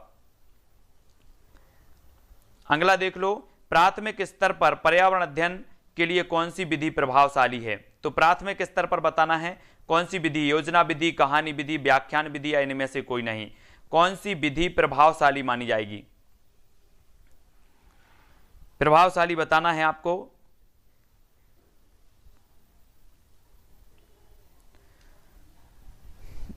तो सभी लोगों को पता है कि बच्चे जब छोटे होते हैं कहानी सुनना ज्यादा पसंद करते हैं ना, कहानी, दादी नानी की कहानी, और वो कहानी पूछते भी हैं, तो अब क्या हुआ था, उसके बाद क्या हुआ था, इस प्रकार से जिज्ञासाएं रहती हैं बच्चों के अंदर, और कहानी से ज़्यादा अच्छे से सीखते हैं। एकल परिवार के अधिक प्रचलित होने के क्या कारण है? जनसंख्या है, महंगाई है, कलह की संभावना, या फिर सभी है। तो एकल परिवार के अधिक प्रचलन होने के कारण क्या है? आपने मूल रूप से पढ़े होंगे कि संयुक्त परिवार होता है और एकल परिवार होता है, ठीक है, जिसमें दादा दादी और मम्मी पापा और भाई बहन ये सारे के सारे मिलकर के रहते हैं, वो अपना संयुक्त परिवार होता है। और एकाकी जो परिवार होता है, एकल परिवार होता है, इसमें मम्मी पापा रहते हैं, भाई बहन, इस प्रकार से पति पत्नी और उनके बच्चे रहते हैं एकल परिवार में। तो एकल परिवार के अधिक प्रचलित होने के कारण होते हैं क्या? कलह की संभावना, है ना, और महंगाई, जनसंख्या, और डी नंबर, डी नंबर आपका सही हो जाएगा यहाँ पर, डी नंबर सही होगा। तो कि ये सभी हैं, महंगाई भी है, तो लोग, है ना, डी नंबर आपका सही है। अगला क्वेश्चन देख लो, अगला है जंतुओं में पाए जाने वाले धारीदार चिन्ह किस कारण से होते हैं? धारीदार चिन्ह बताना है, उच्चावच के कारण, जलवायु, मिट्टी के कारण, या फिर सभी के कारण। धारीदार जो चिन्ह होते हैं जंतुओं में वो किस कारण से होते हैं, है ना। जैसे आपने शेरई में देख लिया होगा, शेर जो धारी धारी बनी रहती हैं, या बिल्ली में भी देखी होंगी आपने, कुछ धारी धारी रहती हैं। तो धारीदार जो जंतु रहते हैं, ऐसे गिलहरी में देखा होगा धारी धारी, तो वो जंतु किस कारण से इनके होते हैं, तब आपका राइट आंसर जो हो जाएगा वो हो जाएगा जलवायु के कारण। जलवायु यानी कि जो आपका विकल्प नंबर वी है, जलवायु के कारण ये होते हैं। ठीक है, वी नंबर जलवायु के कारण। बी नंबर याद रख लेना, सभी मत लगा देना, जलवायु के कारण होती है धारीदार। अगला क्वेश्चन देखो, जीवों के व्यवहार का अध्ययन किया जाता है, जीवों के व्यवहार का, इटियोलॉजी में, नियोलॉजी में, एथोलॉजी में या फिर डेमोलॉजी में। ये पूरे के पूरे पढ़ना है, ये जो है क्या पढ़ना है, ये पूरे के पूरे पढ़ना है। जीवों के व्यवहार का अध्ययन, है ना, मत्स्य का अध्ययन कहाँ किया जाता है, या फिर किस मतलब वो शास्त्र रहते हैं इस प्रकार से अलग अलग, ये सभी पढ़ना है आपको पूरे के पूरे। तो आपका यहाँ पर राइट आंसर होगा इथोलॉजी। इथोलॉजी यानी कि जो विकल्प नंबर आपका सी है, सा है, वो सही हो जाएगा सी नंबर का। ठीक है, इथोलॉजी में किया जाता है।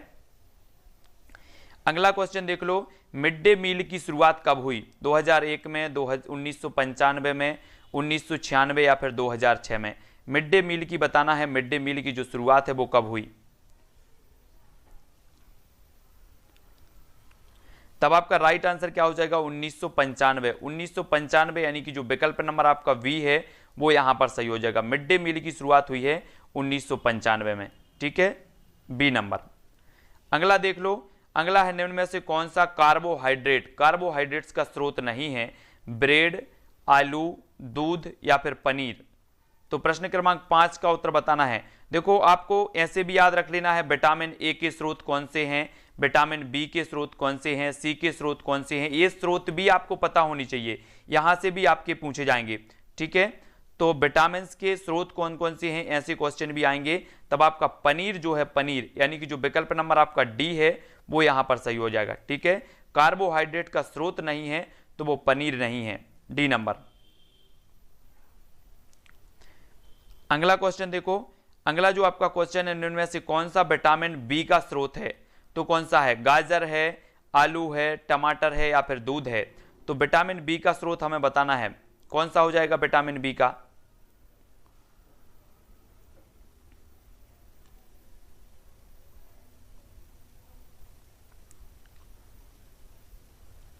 तब आपका राइट आंसर हो जाएगा आलू। आलू यानी कि जो विकल्प नंबर आपका वी है, बी आपका सही हो जाएगा। ठीक है, और एक कार्बोहाइड्रेट का स्रोत भी माना जाता है आलू। तो ये सभी याद रख लेना है ना। तो विटामिन बी का जो स्रोत है वो आलू है। आलू बहुत सारे लोग खाते हैं आलू, और आलू खाने में बोले मजा आता है आलू की सब्जी में। जब मोर सांप को खाता है, मोर सांप को खाता है, सांप कीड़ों को खाता है और कीड़े हरे पौधों को खाते हैं, तो मोर का पोषण तल है तो क्या है, पोषण तल बताना है। खाद्य पिरामिड के शीर्ष पर, प्राथमिक उपभोक्ता, अंतिम अपघटक या फिर प्राथमिक अपघटक, क्या है पोषण स्तर बताना है।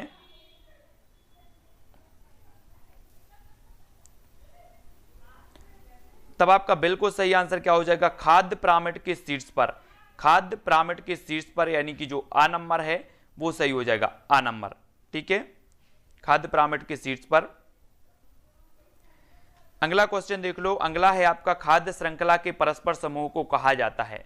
तो क्या कहा जाता है परस्पर समूह को, श्रृंखला अभिक्रिया, खाद्य चक्र, बायोमास का पिरामिड या फिर खाद्य जाल।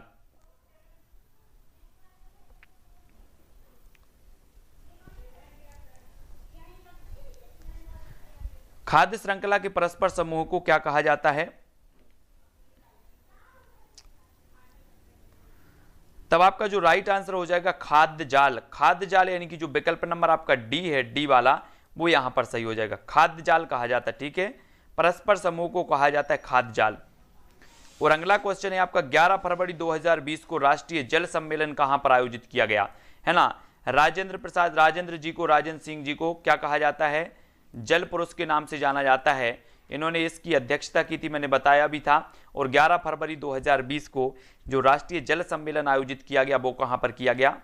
आपके प्रश्न है रीवा, इंदौर, भोपाल या फिर मुंबई में। तो बिल्कुल राइट आंसर आपका हो जाएगा का भोपाल। भोपाल यानी कि जो विकल्प नंबर सा है वो सही हो जाएगा। ठीक है, भोपाल में 11 फरवरी 2020 को राष्ट्रीय जल सम्मेलन आयोजित किया गया, है ना। तो जो सी नंबर है वो आपका राइट आंसर है। अगला क्वेश्चन देख लो, 2006 में जलाभिषेक अभियान प्रारंभ किया गया था। तो उत्तर प्रदेश, मध्य प्रदेश, केरल या फिर दिल्ली से कहां से किया गया था जल अभिषेक अभियान? जलाभिषेक अभियान बताना है, ये कहां से किया गया था? प्रश्न क्रमांक 10 का उत्तर बताएंगे।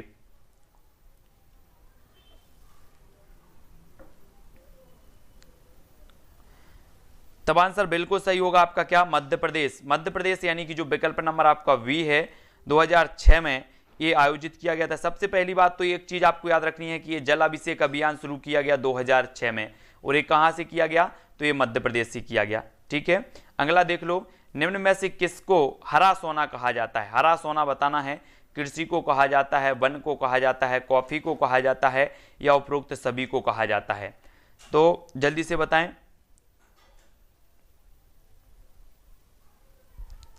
सभी लोगों को बताना है किसको। एक क्लास तो 9 बजे तक चलेगी, जो भी जल्दी वाले हैं ये 9 बजे तक क्लास चलनी है, तो जल्दी जल्दी से हमें बतानी है किसको हरा सोना कहा जाता है। तब आपका राइट आंसर हो जाएगा विकल्प नंबर वी, यानी कि वन। वन कहा जाता है, वन। तो बी नंबर आपका यहां पर सही हो जाएगा। ठीक है, बी नंबर। अगला क्वेश्चन देख लो, वन महोत्सव किससे संबंधित है? पेड़ काटने से संबंधित है, पेड़ लगाने से संबंधित है, फसलों में वृद्धि, पौधों का संरक्षण एवं संवर्धन, है ना। जब पढ़ाई करते हैं तो ना तो उसमें जल्दबाजी और ना ही किसी प्रकार की हड़बड़ाहट होनी चाहिए। जो भी बैठते हैं पढ़ाई करने वो आराम से बैठें, है ना। तो वन महोत्सव किससे संबंधित है? वो पेड़ लगाने से संबंधित है। ठीक है, बा नंबर आपका यहां पर सही हो जाएगा, बी नंबर। कुछ लोग कंफ्यूजन थे कि सर पौधों का संरक्षण संवर्धन, ये नहीं है, पेड़ लगाने से संबंधित। बी नंबर आपका यहां पर सही हो जाएगा। ठीक है, पेड़ लगाने से संबंधित है। अगला क्वेश्चन देख ले। अगला क्वेश्चन है, सोपान कृषि कहां की जाती है? सोपान कृषि बताना है, शुष्क क्षेत्रों में की जाती है, पहाड़ी की चोटी पर की जाती है, पहाड़ों की ढलान पर, या नदियों के किनारे? तो कहां पर की जाती है शुष्क कृषि, कहां की जाती है? प्रश्न क्रमांक 3 का उत्तर।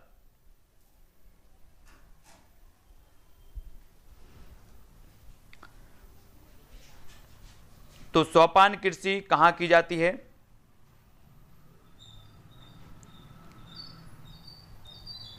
तब आपका बिल्कुल सही आंसर क्या हो जाएगा? पहाड़ों के ढलान। पहाड़ों के ढलान पर, यानी कि जो सा नंबर है वो सही हो जाएगा, सा नंबर। ठीक है, पहाड़ों की ढलान पर की जाती है शुष्क कृषि। अगला क्वेश्चन देख लो। अगला जो आपका क्वेश्चन है, पर्यावरण की मूलभूत संकल्पना नहीं है तो क्या नहीं है? मूलभूत संकल्पना बताना है, अनुकूलन, जनसंख्या वृद्धि, परिवर्तनशीलता, या पार्थिव एकता?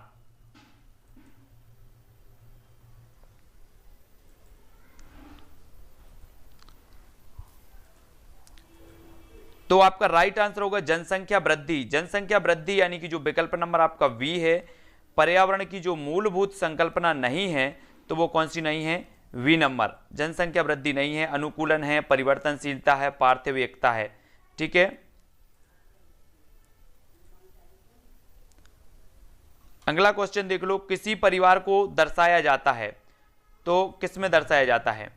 पारिवारिक वृक्ष से, पारिवारिक चार्ट से, पारिवारिक पाई चार्ट से, या किसी से भी?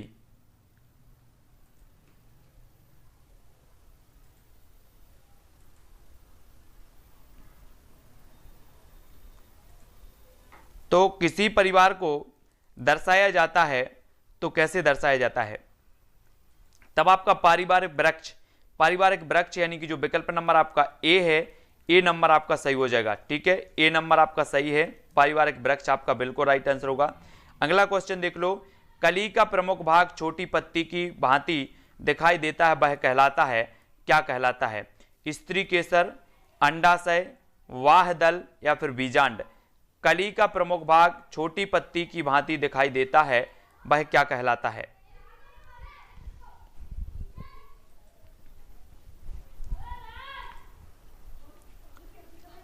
तब आपका राइट आंसर क्या हो जाएगा? वाह दल। वाह दल यानी कि जो विकल्प नंबर आपका सा है, सी नंबर है, वो बिल्कुल सही हो जाएगा, सी नंबर। ठीक है, सी नंबर जिन्होंने भी बताया है उनका आंसर बिल्कुल सही है। अगले क्वेश्चन की ओर बढ़ते हैं। अगला जो आपका क्वेश्चन है वो क्या है? चावल और गेहूं से प्राप्त स्टार्च का बहुलक है तो क्या है? वसा अम्ल है, प्रोटीन है, ग्लाइकोजन है, या फिर शर्करा है?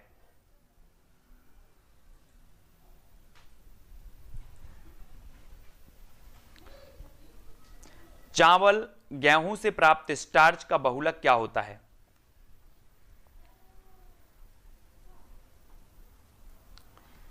तब आपका बिल्कुल सही जो आंसर होगा वो क्या होगा? शर्करा। शर्करा यानी कि जो विकल्प नंबर आपका डी है वो शर्करा सही हो जाएगा।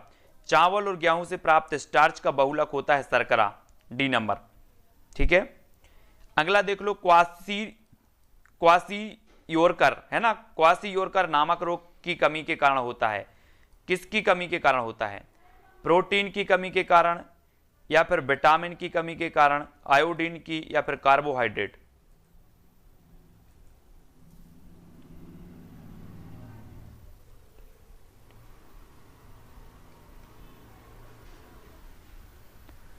तब आपका राइट आंसर क्या हो जाएगा?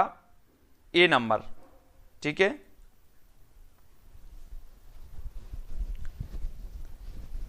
अगला देख लो, भारत के किस राज्य में पानी पंचायत प्रारंभ हुई है? महाराष्ट्र, केरल, मध्य प्रदेश या राजस्थान? भारत के किस राज्य में पानी पंचायत प्रारंभ हुई? महाराष्ट्र में हुई, केरल में हुई, मध्य प्रदेश में हुई, या फिर राजस्थान में हुई पानी पंचायत?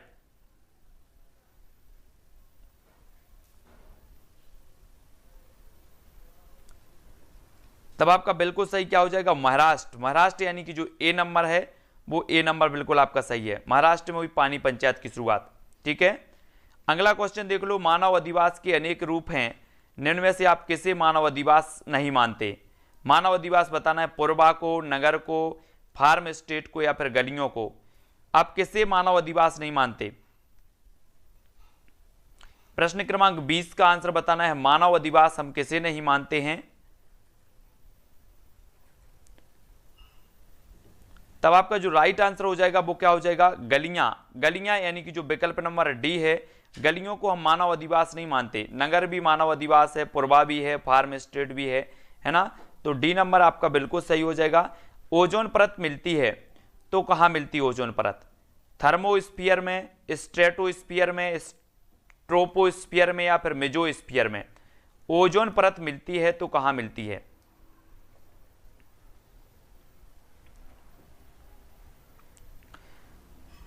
तब आपका राइट आंसर होगा स्ट्रेटोस्फीयर। स्ट्रेटोस्फीयर यानी कि जो विकल्प नंबर वी बिल्कुल सही हो जाएगा। ठीक है, समताप मंडल। समताप मंडल ये चीज भी याद रख लेनी है आपको। स्ट्रेटोस्फीयर किसे कहा जाता है? थर्मोस्फीयर, ट्रोपोस्फीयर, मेसोस्फीयर, है ना? क्योंकि इस प्रकार से भी क्वेश्चन पूछे जाते हैं, तो ये चीज भी याद रखनी है। आयन मंडल को क्या कहा जाता है? क्षोभ मंडल को क्या कहा जाता है? समताप मंडल को क्या कहा जाता है? यहां से भी आप कंफ्यूज होते हैं और क्वेश्चन गलत करके आते हैं। अगला देख लो, हमारे देश में निम्न स्थानों में से कौन सा ठंडा रेगिस्तान है? ठंडा रेगिस्तान बताएंगे, जैसलमेर है, लद्दाख है, मेघालय या दार्जिलिंग है ना? जब हम तैयारी करने बैठे हैं तो 100% तैयारी करनी हमें। एक भी परसेंट अगर आपका रह जाता है तो ये मान के चलो कि वो गलत करवाएगा 1%। तो हमारे देश में निम्न स्थानों में से कौन सा ठंडा रेगिस्तान है? जैसलमेर है, लद्दाख। मैंने पहले भी बताया था आपको कि जो लद्दाख है, लद्दाख बी नंबर, ये आपका ठंडा रेगिस्तान हो जाएगा, बी नंबर। ठीक है, अगला देख लो, पर्यावरण अध्ययन के क्षेत्र में दृश्य श्रव्य प्रणाली को क्या माना जाता है? दृश्य और श्रव्य एक आधुनिक शिक्षा यंत्र, मनोरंजन युक्त शिक्षण, पारंपरिक शिक्षण की प्रतिस्थापन युक्ति, या फिर शिक्षण की अन्य युक्तियों का प्रयोग, है ना? कुछ लोग इसमें कंफ्यूजन थे कि एक आधुनिक शिक्षण यंत्र है। ये एक आधुनिक नहीं, ये पारंपरिक शिक्षण की प्रतिस्थापन युक्ति है। युक्ति यानी कि जो आपका विकल्प नंबर आपका डी है वो यहां पर सही हो जाएगा, डी नंबर। ठीक है, पर्यावरण अध्ययन के क्षेत्र में दृश्य श्रव्य प्रणाली को क्या माना जाता है? तो वो माना जाता है डी।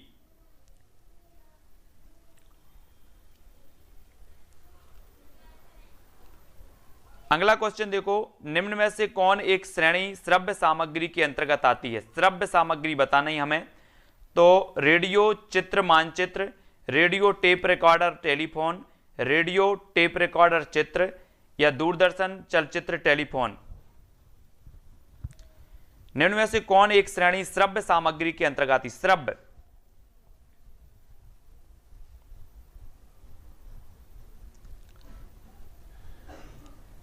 तब आपका राइट आंसर क्या हो जाएगा?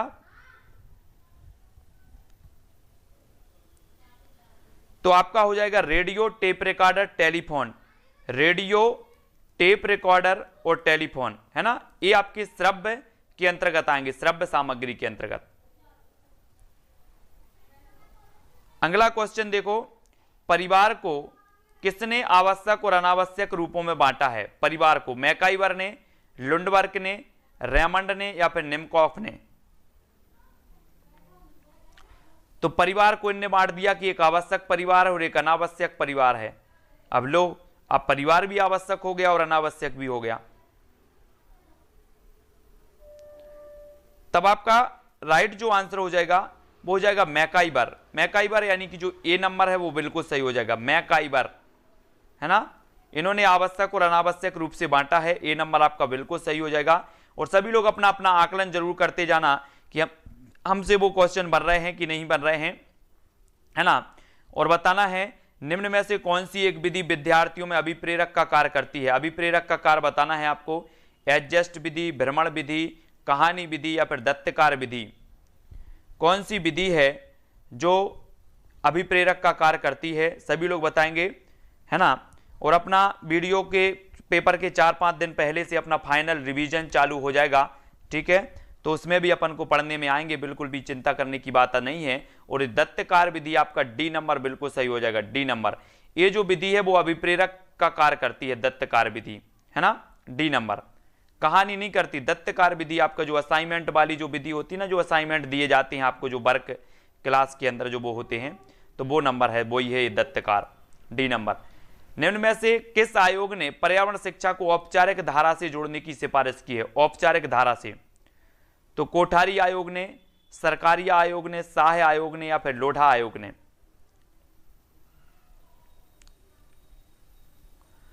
तो किस आयोग ने पर्यावरण शिक्षा को औपचारिक धारा से जोड़ने की सिफारिश की है? तो किस आयोग ने की है?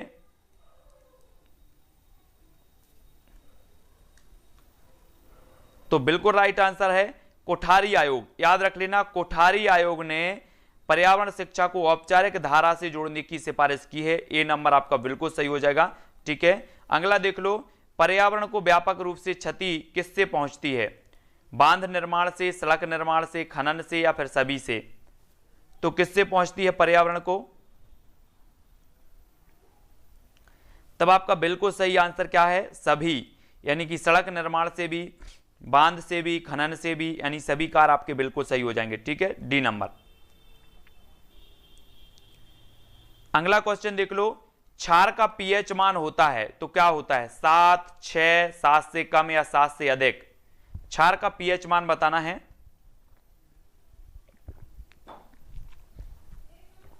क्षार का पीएच मान क्या होता है?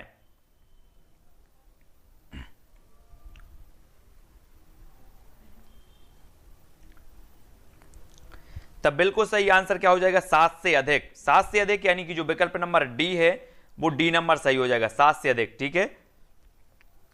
अगला देख लो, अमरबेल किसका उदाहरण है? अमरबेल औ स्तंभ जड़ का, स्तंभ जड़ का, रेशेदार जड़ का या परजीवी जड़ का? तो अमरबेल किसका उदाहरण माना जाता है? तब आपका बिल्कुल सही आंसर क्या हो जाएगा, है ना, आंसर हो जाएगा परजीवी। परजीवी यानी कि जो विकल्प नंबर आपका डी है, परजीवी सही हो जाएगा यहां पर। अमरबेल किसका उदाहरण है? तो परजीवी का उदाहरण है, डी नंबर। अगला देख लो, अगला जो अपना क्वेश्चन हो जाएगा वो क्या हो जाएगा? एलिसा टेस्ट किस रोग की पहचान हेतु किया जाता है? एड्स की, पोलियो की, कैंसर या फिर ये सभी? एलिसा टेस्ट बताना है, ये किस रोग की पहचान हेतु किया जाता है?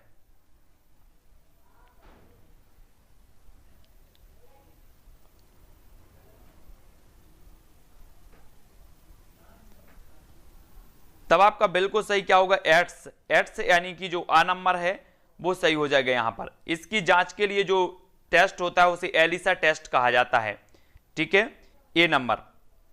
अगला देख लो, वन्य प्राणी सप्ताह प्रतिवर्ष मनाया जाता है तो अक्टूबर के प्रथम सप्ताह में, फरवरी के प्रथम सप्ताह में, अगस्त के प्रथम सप्ताह में या फिर ये सभी?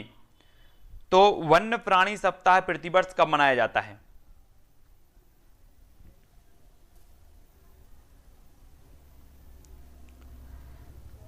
तब अधिकांश लोगों ने जो उत्तर बता दिया है वो बता दिया अक्टूबर के प्रथम सप्ताह है, यानी कि जो विकल्प नंबर आपका आ है वो यहां पर सही हो जाएगा। ठीक है, अगला देखो, किस राष्ट्रीय उद्यान को पूर्व में हेली के नाम से जाना जाता था? वो कौन सा राष्ट्रीय उद्यान है जो भारत का प्रथम राष्ट्रीय उद्यान होने का गौरव भी जिसे प्राप्त है और वो उत्तराखंड में है ना? वो राष्ट्रीय उद्यान कौन सा है? दुधवा है, जिम कार्बेट है, कान्हा किसली है, या फिर ये सभी हैं? तो सभी को पता है जिम कार्बेट, यानी कि जो विकल्प नंबर वी है वो बिल्कुल सही हो जाएगा, है ना? मध्य प्रदेश में टाइगर प्रोजेक्ट प्रारंभ किया गया तो कान्हा किसली से प्रारंभ किया गया। ठीक है, दुधवा राष्ट्रीय उद्यान एक कई बार पूछा गया है, उत्तर प्रदेश में दुधवा, है ना? जिम कार्बेट उत्तराखंड में है। अगला क्वेश्चन देखो, भारत के किस क्षेत्र में अधिक भूस्खलन की घटनाएं होती हैं? उत्तरी घाट में होती हैं, हिमालय में होती हैं, पश्चिमी घाट में होती हैं, इनमें से कोई नहीं। तो भारत के किस क्षेत्र में होती है सबसे अधिक भूस्खलन की घटनाएं? भूस्खलन बताना है तो सभी लोगों को पता है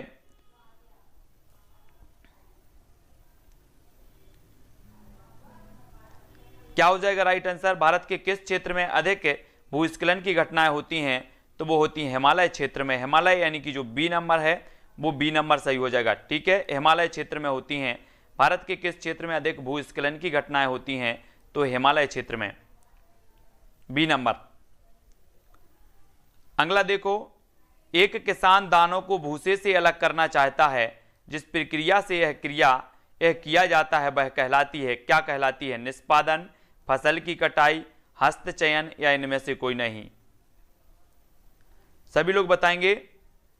एक किसान दानों को भूसे से अलग करना चाहता है, जिस प्रक्रिया से यह किया जाता है वह क्या कहलाती है?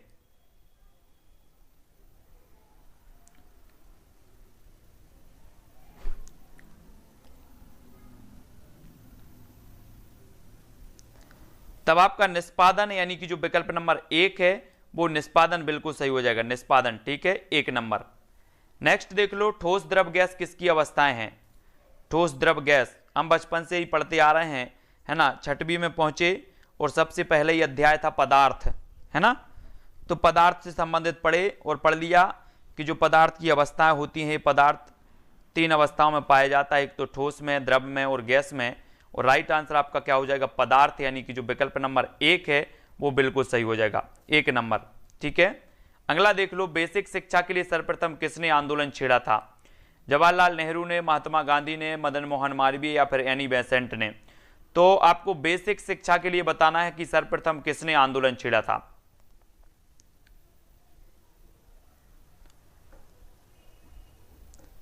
तब आपका बिल्कुल सही आंसर क्या हो जाएगा? महात्मा गांधी, यानी कि जो विकल्प नंबर आपका वी है वो बिल्कुल सही होगा। उत्पत्ति एवं प्रकृति के आधार पर आपदा के कितने भाग हैं? उत्पत्ति, एक आपदा प्रबंधन भी आपको पढ़ना है, आपदा प्रबंधन, है ना? तो आपदा एवं उत्पत्ति के आधार पर बताना है कि जो आपदा के कितने भाग हैं वो बताएंगे। 3 हैं, 2 हैं, 4 हैं, या फिर 5 हैं? तो सभी लोगों को पता है कि उत्पत्ति के आधार पर एक तो मानवीय आपदा होती है, एक प्राकृतिक आपदा होती है, यानी कि 2 प्रकार की होती है। ठीक है ना? उत्पत्ति एवं प्रकृति के आधार पर 2 प्रकार की होती है। और अगला क्वेश्चन है, राष्ट्रीय पर्यावरण माह कब मनाया जाता है? राष्ट्रीय पर्यावरण माह बताना है हमें, ये कब मनाया जाता है? 9 अक्टूबर से 10 नवंबर, 19 अक्टूबर से 18 नवंबर, 19 सितंबर से 18 नवंबर, या फिर ये सभी? तो राष्ट्रीय पर्यावरण माह कब मनाया जाता है?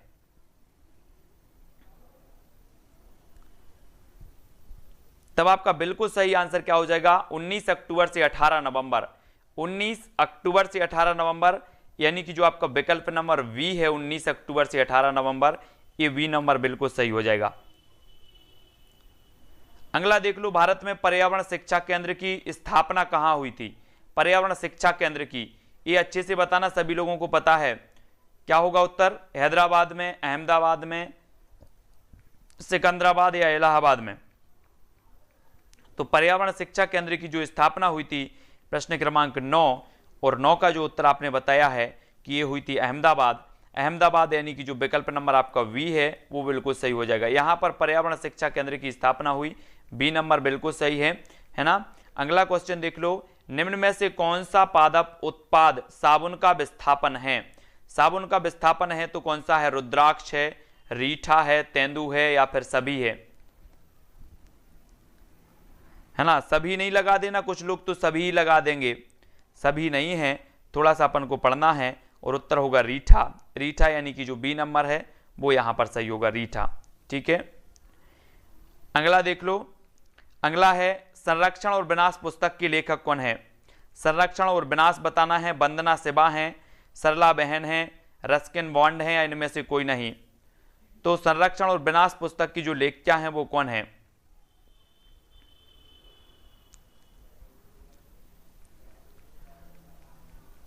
तब आंसर क्या हो जाएगा आपका? बिल्कुल सही आंसर है वी। वी यानी कि सरला बहन। बी नंबर आपका सही हो जाएगा, बी नंबर। ठीक है, बहुत बढ़िया।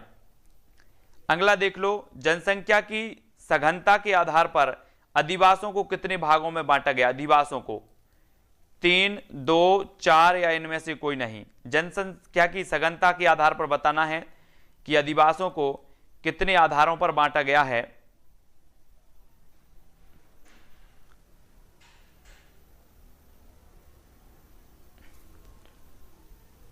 तब आपका बिल्कुल सही कौन सा हो जाएगा? एक तो नगरीय अधिवास और एक ग्रामीण अधिवास, 2 भागों में बांटा गया है, वी नंबर। ठीक है, जनसंख्या की सघनता के आधार पर 2 भागों में बांटा गया, और बी नंबर आपका बिल्कुल यहां पर सही होगा। अगला देखो, बकरी और भेड़ के आवास को क्या कहा जाता है? बकरी और भेड़, सायवान, वाड़ा, बाड़ा, घर, या इनमें से कोई नहीं। तो बकरी और भेड़, बकरी आपको पता होगी, बकरी सभी ने देखी होगी, है ना। तो बताना है आपको कि बकरी और भेड़ का जो आवास कहलाता है वो क्या कहलाता है?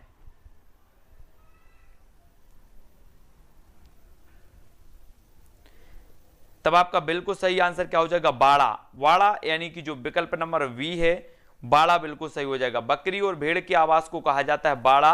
और अगला क्वेश्चन देखो, निम्न में से कौन सा जीव समूह में रहता है? बिच्छू रहता है, केंचुआ रहता है, दीमक, या इनमें से कोई नहीं। समूह में बताना है ना। तो समूह में जो रहता है वो कौन सा रहता है? सभी को पता है कि बिच्छू नहीं रहता, केंचुआ भी नहीं रहता, तो रहता कौन है समूह में? वो रहता है दीमक, है ना। चींटी भी समूह में रहती है, दीमक भी समूह में रहता है। तो आपका जो सा नंबर है, सी नंबर बिल्कुल यहां पर राइट आंसर होगा। और अगला क्वेश्चन है आपकी स्क्रीन पर, निम्न में से कौन सा अस्थायी आवास का प्रकार नहीं है? अस्थायी आवास का प्रकार नहीं है बताना है ना। आवास होते हैं, कुछ स्थायी आवास होते हैं, कुछ अस्थायी आवास होते हैं, और अस्थायी आवास का प्रकार नहीं है बताना है। तो झोपड़ी है, इग्लू है, कैंप है, इनमें से कोई नहीं है। तो कौन सा नहीं है?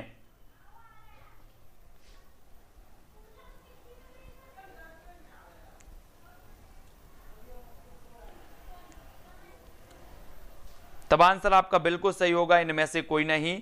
यानी कि जो इग्लू है ये भी अस्थायी आवास है, झोपड़ी भी अस्थायी आवास है, और कैंप भी अस्थायी आवास है। और डी नंबर यहां पर आपका सही होगा, डी नंबर, है ना। थोड़ा सा क्वेश्चन क्या घुमा दिया, कुछ लोग तो है ना बेवफा हो गए। तो आपका जो डी नंबर है वो यहां पर सही हो जाएगा, डी नंबर। अगला क्वेश्चन देखो, निम्न में से कौन सा उष्णकटिबंधीय घास स्थल नहीं है? तो उष्णकटिबंधीय बताना है, कंपोस्ट, सवाना, प्रेरी, या फिर लानोस। कौन सा नहीं है? कौन सा उष्णकटिबंधीय घास स्थल नहीं है? उष्णकटिबंधीय बताना है आपको। तो कंपोस्ट नहीं है, सवाना नहीं है, प्रेरी नहीं है, या फिर लानोस। तो प्रश्न क्रमांक 16 का आंसर जो होगा आपका वो क्या हो जाएगा? वो हो जाएगा प्रेरी। प्रेरी यानी कि जो सा नंबर है ये उष्णकटिबंधीय नहीं माना जाता। सा नंबर आपका सही होगा, सी। सी सी सी सी सी सी यानी कि शुष्क है, ये शुष्क। अगला देख लो, महानगरों में जल की प्रतिशतता है। महानगरों नहीं, महासागरों में। महासागरों में बताना है, तो जल्दी बताओ। 97.2, 2.5, या फिर 95.2, या फिर ये सभी। तो महासागरों के बारे में पढ़ते हैं, जबकि हम पढ़ते हैं कि प्रशांत महासागर सबसे गहरा महासागर माना जाता है ना। यहाँ पर मेरियाना गर्त है, मेरियाना गर्त, है ना। तो आपको महासागरों में बताना है कि ये कितनी है, 97.2%, बी नंबर। बी नंबर यहाँ पर आपका बिल्कुल सही हो जाएगा, ठीक है, बी। अगला देख लो, किसका आवास विल है? विल बताना है, सभी लोगों को बताना है विल। अब देखो आपके एक कोर्स में जल है, जल, तो आपको बताना है, यहां से कई प्रकार के क्वेश्चन आएंगे आपके जल से। जैसे आएंगे कि महासागरों में कितना है, ठीक है, महासागरों में पीने योग्य जल कितना है, धरती पर शुद्ध जल कितना है, खारा जल कितना है, ये सारे के सारे कहीं से भी क्वेश्चन पूछे जा सकते हैं जल से, ठीक है।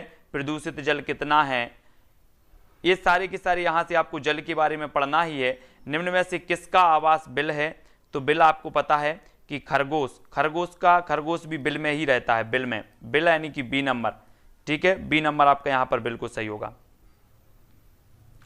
अगला देख लो, पर्यावरण शिक्षा में समस्या समाधान विधि का गुण है, तो समस्या समाधान विधि का गुण कौन सा है, लक्ष्य केंद्रित विधि, सृजनात्मक विधि, चयनात्मक विधि, या फिर ये सभी।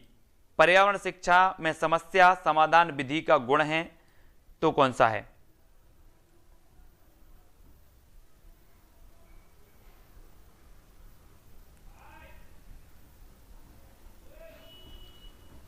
तब आपका राइट आंसर क्या हो जाएगा, ए सभी यानी कि डी नंबर आपका सही है, डी नंबर, ठीक है। ये लक्ष्य केंद्रित विधि भी है, सृजनात्मक है, चयनात्मक है। तो आपको बताना है अगला क्वेश्चन, बालकों को जितना संभव हो बताया ना जाए बल्कि उन्हें खोजने के लिए प्रोत्साहित किया जाए, यह कथन किसका है ना, खोजने के लिए बताना है, जितना संभव हो बताया ना जाए,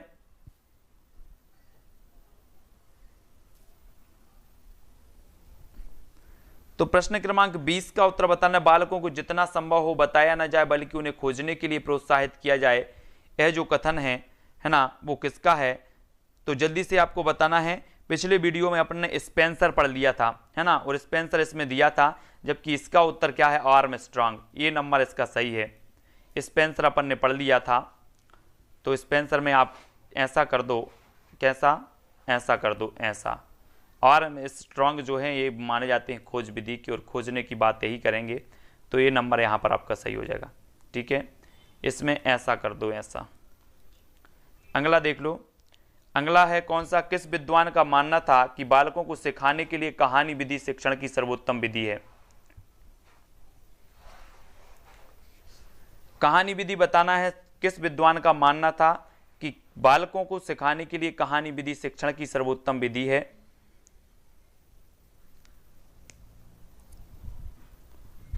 तब आपका राइट आंसर क्या होगा,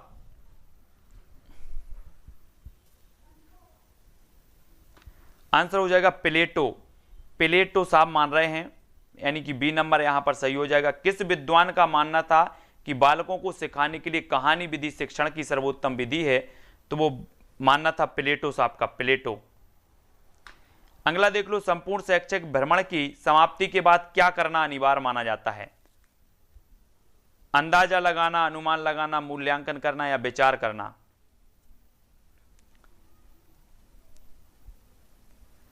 तब आपका 22 का आंसर क्या होगा, 22, अंदाजा लगाना, अनुमान लगाना, मूल्यांकन करना या विचार करना, और राइट आंसर जो हो जाएगा आपका मूल्यांकन यानी कि जो विकल्प नंबर आपका सा है वो यहां पर सी नंबर सही हो जाएगा, ठीक है। मूल्यांकन, संपूर्ण शैक्षिक भ्रमण की समाप्ति के बाद क्या करना अनिवार्य माना जाता है, तो मूल्यांकन करना अनिवार्य माना जाता है, यानी कि सी नंबर आपका सही होगा।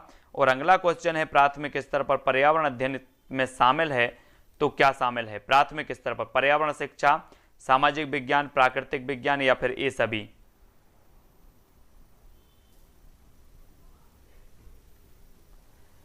तो प्राथमिक स्तर पर पर्यावरण अध्ययन में शामिल है तो क्या शामिल है, आपका बिल्कुल सही आंसर हो जाएगा ए सभी, यानी कि जो डी नंबर है वो बिल्कुल सही हो जाएगा, ठीक है। अगला देख लो, पर्यावरण पाठ्यक्रम गतिविधियां का अभाव किस क्षेत्र की समस्या है, किस क्षेत्र की समस्या है, स्वतंत्र चर संबंधी है, आश्रित चर संबंधी है, मध्यस्थ चर संबंधी है, नियंत्रित चर संबंधी है। तो पर्यावरण पाठ्यक्रम गतिविधियां का जो अभाव है वो किस क्षेत्र की समस्या है। पाठ्यक्रम की आपने पढ़ा है ना कि देखो जो पाठ्यक्रम होता है उसे जो माना जाता है वो क्या माना जाता है, पाठ्यक्रम को माना जाता है मध्यस्थ चर, ठीक है, और शिक्षक जो होता है उसे माना जाता है स्वतंत्र चर, और शिक्षार्थी को माना जाता है आश्रित चर। तो यहाँ पर पर्यावरण पाठ्यक्रम की गतिविधियां का अभाव किस क्षेत्र में की समस्या है, तो वो मध्यस्थ चर की है ना। अगला देख लो, अगला जो आपका क्वेश्चन है, पर्यावरण पाठ्यक्रम गतिविधियां का अभाव किस क्षेत्र की समस्या है, ये तो पढ़ ही लिया है। एक छात्र पुस्तक में पढ़कर वर्षा के जल का संरक्षण करता है तो यह सीखना माना जाता है। क्या माना जाता है? अनुकरण द्वारा सीखना, स्वाध्याय द्वारा सीखना, या फिर क्रिया द्वारा सीखना, या प्रभाव द्वारा सीखना। क्या माना जाता है? सभी लोग आंसर बताएंगे कि एक छात्र पुस्तक में पढ़कर वर्षा के जल का संरक्षण करता है तो यह सीखना माना जाता है। तो वो माना जाता है साथियों क्या? विकल्प नंबर वा, यानी कि स्वाध्याय द्वारा सीखना। स्वाध्याय यानी कि बी नंबर आपका बिल्कुल सही होगा। अगला क्वेश्चन देख लो, समस्या समाधान विधि में छात्र सीखते हैं तो मानसिक संघर्ष द्वारा, क्रिया द्वारा, प्रयोग द्वारा, तर्क द्वारा। समस्या समाधान विधि में बताना है कैसे सीखते हैं छात्र।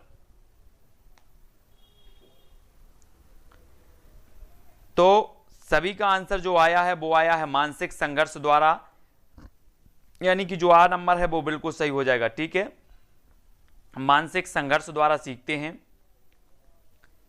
अगला देख लो, नाइट्रोजन चक्र, हाइड्रोजन चक्र एवं जल चक्र विषय हैं तो ये किसके विषय हैं? नाइट्रोजन चक्र, हाइड्रोजन चक्र एवं जल चक्र रसायन विज्ञान के, पर्यावरण के, दोनों के, या इनमें से कोई नहीं? किसके हैं?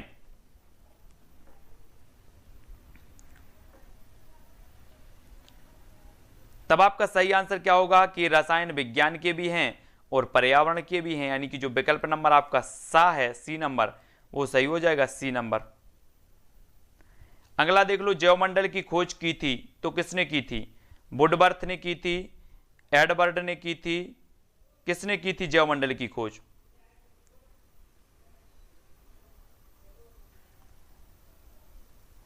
तब आपका जो राइट आंसर हो जाएगा वो क्या हो जाएगा? एडवर्ड सुअस।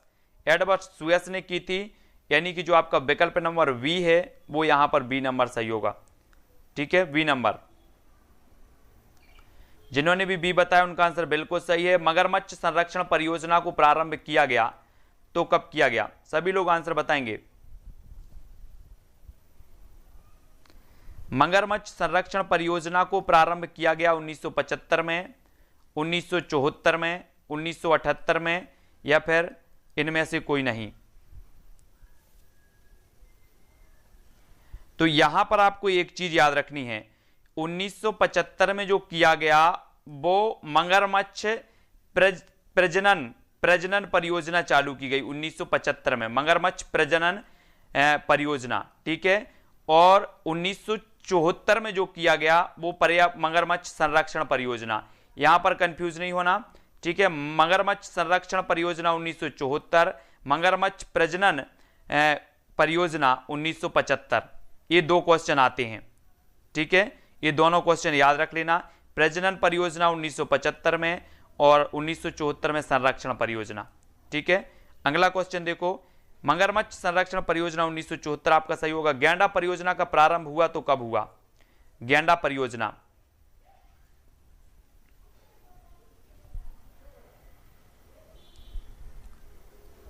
1975, 1987, 1978 या 1989? गैंडा परियोजना आपको बताना है। ये परियोजनाएं भी हम एक वीडियो लाकर लाएंगे आपको कि गैंडा परियोजना कब हुई, हाथी परियोजना कब हुई, बाघ परियोजना कब इसकी प्रारंभ हुआ, ये ले आएंगे परियोजना, क्योंकि इससे भी एक आध क्वेश्चन आपसे पूछ लिया जाए। तो उत्तर होगा 1987, यानी कि बी नंबर यहां पर बिल्कुल सही हो जाएगा।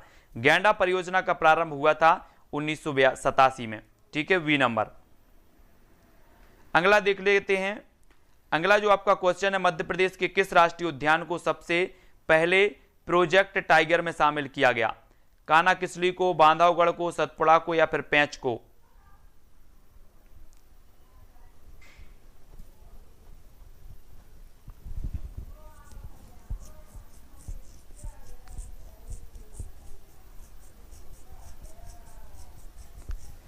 तब आपका राइट आंसर क्या होगा? आंसर होगा कान्हा किसली, यानी कि ए नंबर आपका सही होगा। अगला क्वेश्चन देख लो, मध्य प्रदेश के किस जिले में माधव राष्ट्रीय उद्यान है? माधव राष्ट्रीय उद्यान बताएंगे सभी लोग।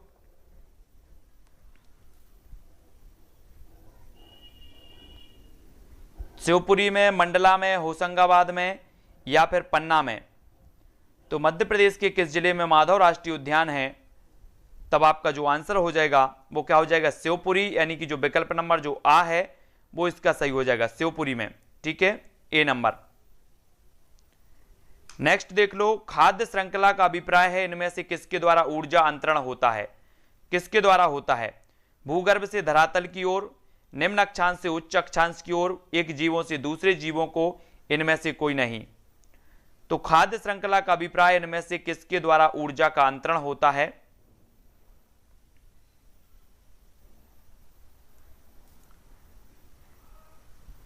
तब आपका बिल्कुल सही आंसर होगा सा, एक जीवों से दूसरे जीवों में, है ना, सी नंबर बिल्कुल सही होगा।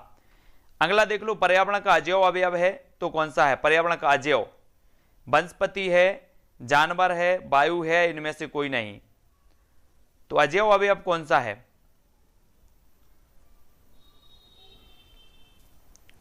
तब आपका बिल्कुल सही आंसर है वायु। वायु यानी कि जो विकल्प नंबर आपका सी है वो सही हो जाएगा। वायु जो है अजैव अवयव के रूप में आपका सही हो जाएगा।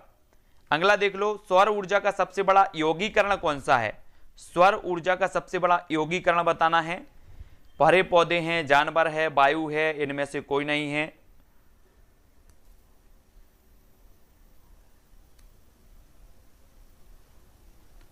तब आपका बिल्कुल सही आंसर क्या हो जाएगा, हरे पौधे। हरे पौधे यानी कि जो विकल्प नंबर आ है वो सही हो जाएगा। हरे पौधे सौर ऊर्जा का सबसे बड़ा यौगिकरण माना जाता है। और अगला क्वेश्चन है, भारत में वन अनुसंधान संस्थान कहां पर है ना। ये ऐसे क्वेश्चन हैं जो आपको रट गए हैं दोस्तों, जो महत्वपूर्ण चीजें हैं पर्यावरण की वो पढ़ पढ़ के आपको इतने रट गए हैं कि आप गलत नहीं कर पाएंगे। यानी कि देहरादून आपका सही हो जाएगा, है ना। वन अनुसंधान केंद्र, पर्यावरण अनुसंधान केंद्र आप समझ गए होंगे कि जो पर्यावरण अनुसंधान केंद्र है वो नागपुर में है और वन अनुसंधान केंद्र देहरादून में है। ठीक है, ये दोनों में कंफ्यूजन था बहुत सारे लोगों में, तो ये समझ जाना। निम्न में से कौन अपघटन योग्य है, तो जिनका अपघटन हो सकता है, लोहे की कील है, चमड़े की बेल्ट है, प्लास्टिक है, इनमें से कोई नहीं है। तो कौन अपघटन योग्य है,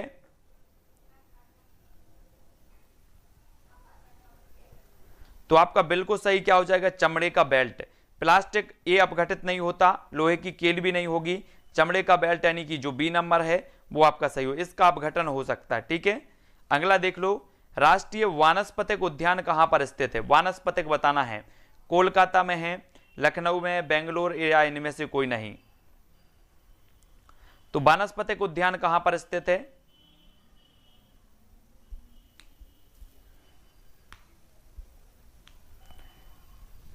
तो आपका राइट आंसर क्या होगा, वानस्पतिक उद्यान है लखनऊ। लखनऊ यानी कि जो विकल्प नंबर आपका बी है वो यहां पर सही हो जाएगा, बी नंबर। ठीक है, केंद्रीय औषधि अनुसंधान केंद्र भी लखनऊ में है, वानस्पतिक राष्ट्रीय उद्यान भी, राष्ट्रीय वानस्पतिक उद्यान भी लखनऊ में है ना, और उत्तर प्रदेश की राजधानी भी लखनऊ है, ये याद रखना है। अगला देखो, मृदा अपरदन रोका जा सकता है वन रोपण द्वारा, अति चराई द्वारा, दोनों या इनमें से कोई नहीं। तो मृदा अपरदन कैसे रोका जा सकता है,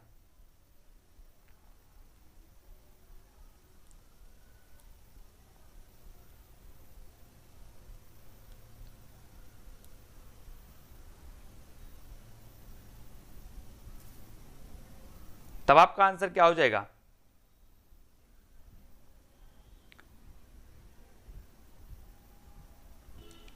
बिल्कुल राइट आंसर आपका हो जाएगा वन रोपण द्वारा, यानी कि ए नंबर आपका सही हो जाएगा। ठीक है, अगला देख लो, अगला है चिपको आंदोलन मूल रूप से किसके विरुद्ध था, जल के विरुद्ध थे, ध्वनि प्रदूषण, दोनों या वन कटाई के।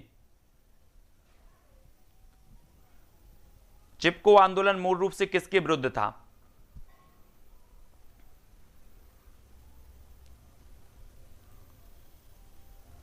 तब आपका बिल्कुल सही आंसर वन कटाई, यानी कि जो विकल्प नंबर आपका डी है वो डी नंबर बिल्कुल सही हो जाएगा। ठीक है, वन कटाई के विरुद्ध था।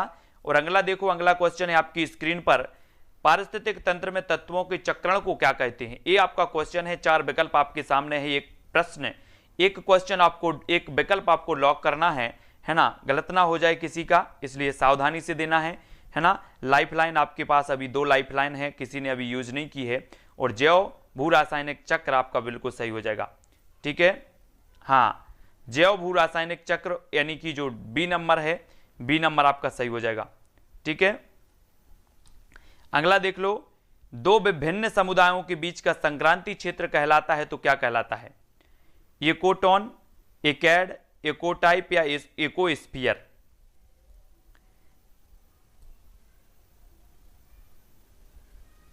तो आपका बिल्कुल सही आंसर होगा इकोटोन। दो भिन्न समुदायों के बीच संक्रांति क्षेत्र जो कहलाता है वो इकोटोन कहलाता है, यानी कि जो आपका विकल्प नंबर डी है वो बिल्कुल सही हो जाएगा, डी नंबर। ठीक है, अगला क्वेश्चन आपकी स्क्रीन पर, स्वपोषी जीव के अंतर्गत आते हैं तो क्या आते हैं? मानव, हरे पौधे, शेर या फिर खरगोश, कौन से आते हैं? सभी लोगों को बताना है। अभी भी आप अपने घर पे फोन लगा सकते हो, पूछ सकते हो। तो उत्तर क्या हो जाएगा? स्वपोषी जीव जो कहलाते हैं, जो अपना भोजन स्वयं बनाते हैं, जो अपना भोजन स्वयं बनाते हैं वो क्या कहलाते हैं? स्वपोषी जीव कहलाते हैं। तो आपका बिल्कुल राइट आंसर क्या हो जाएगा? हरे पौधे। हरे पौधे यानी कि जो विकल्प नंबर बी है वो आपका सही हो जाएगा। ठीक है, स्वपोषी जीव के अंतर्गत आते हरे पौधे। और अगला क्वेश्चन देखो, अगला जो आपका क्वेश्चन है, टिड्डा पौधे के किस भाग को खाता है? टिड्डा, टिड्डा देखा होगा आपने, जल्दी से बताना है। टिड्डा पौधे के किस भाग को खाते हैं? फल को खाते हैं, पत्ती को खाते हैं या फिर तना को खाते हैं? टिड्डा जानते होंगे आप लोग, गांव में रहते होंगे तो टिड्डा है ना, जब हम लोग गांव में रहते थे और छोटे छोटे थे तो टिड्डा को पकड़ते थे। तो टिड्डा पौधे के किस भाग को खाते थे? तो पत्ती। पत्ती आपका बिल्कुल सही हो जाएगा, पत्ती यानी कि जो पत्ती है वो पत्ती है। ठीक है, हाँ। अगला क्वेश्चन आपका था कि जलीय परितंत्र का अजैविक घटक कौन सा है? तो अजैविक प्रकाश ऊर्जा है ना। हाइड्रिया, कमल, पिस्टिया ये सभी तो जलीय तंत्र के जैविक हैं, लेकिन प्रकाश ऊर्जा यानी कि जो विकल्प नंबर डी है वो यहां पर सही हो जाएगा, डी नंबर। अगला देख लो, यौगिक, लवण एवं अम्ल पारिस्थितिकी तंत्र के किस घटक से संबंधित हैं? पारिस्थितिकी घटक से संबंधित बताना है। उत्पादक से हैं, जैविक से हैं, निर्माणक से है, अजैविक से है?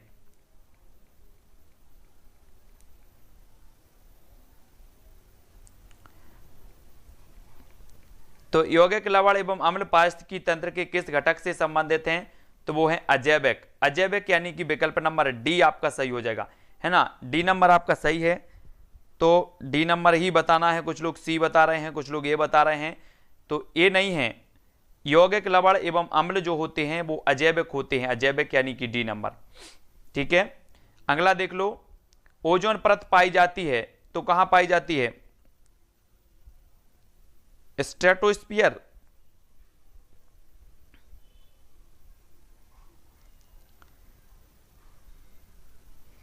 तब आपका बिल्कुल सही आंसर क्या होगा? समताप मंडल, समताप मंडल में पाई जाती है। अगला देख लो, गंगा यमुना का संगम होता है तो क्या कहलाता है ना। सभी को पता है कि जो गंगा है ये गंगोत्री से निकलती है, गंगोत्री है ना। एक तरफ से आती है कौन सी? अलकनंदा, और एक तरफ से आती है भागीरथी, है ना। और भागीरथी और अलकनंदा ये मिलती हैं, कहां मिलती हैं? भागीरथी और अलकनंदा जहां मिलती है उस स्थान को क्या कहा जाता है? ये भी आपको बता देना। ये तो आपका गंगा यमुना का संगम तो इलाहाबाद, बिल्कुल सही, सभी लोगों ने बता दिया, है ना। और अलकनंदा और भागीरथी जहां मिलती हैं, जहां से गंगा स्टार्ट होती है ना, दोनों का जब मिश्रण होता है तो उसे कौन सा प्रयाग कहा जाता है? तो आपका राइट आंसर यहां पर बताना है देवप्रयाग। बहुत बढ़िया, उसे देवप्रयाग कहा जाता है ना। तो यह मत किसने प्रस्तुत किया कि सारे असंतोष का स्रोत परिवार है? ये किसने दिया है? मार्क्स, मर्टन, कूले या इनमें से कोई नहीं? यह मत किसने प्रस्तुत किया है कि सारे असंतोष का जो स्रोत है वो परिवार है?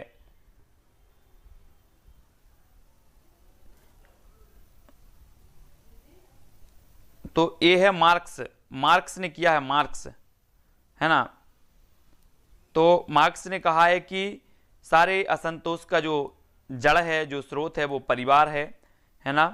अगला देख लो, केरल में नायरों के संयुक्त परिवार को क्या कहा जाता है? आप लोगों को तो नहीं लगता सारे असंतोष का परिवार, नहीं तो लगता हो कि सर सारे असंतोष का जो जड़ है वो परिवार है। मार्क्स साहब ने बोल दिया है, मार्क्स नहीं मिलेंगे अगर ऐसा बोलोगे आप लोग तो।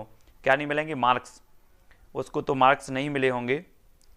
तो केरल में नायरों के संयुक्त परिवार को क्या कहते हैं? नायरों। तारवाड़, गोतुल, इलाम या इनमें से कोई नहीं।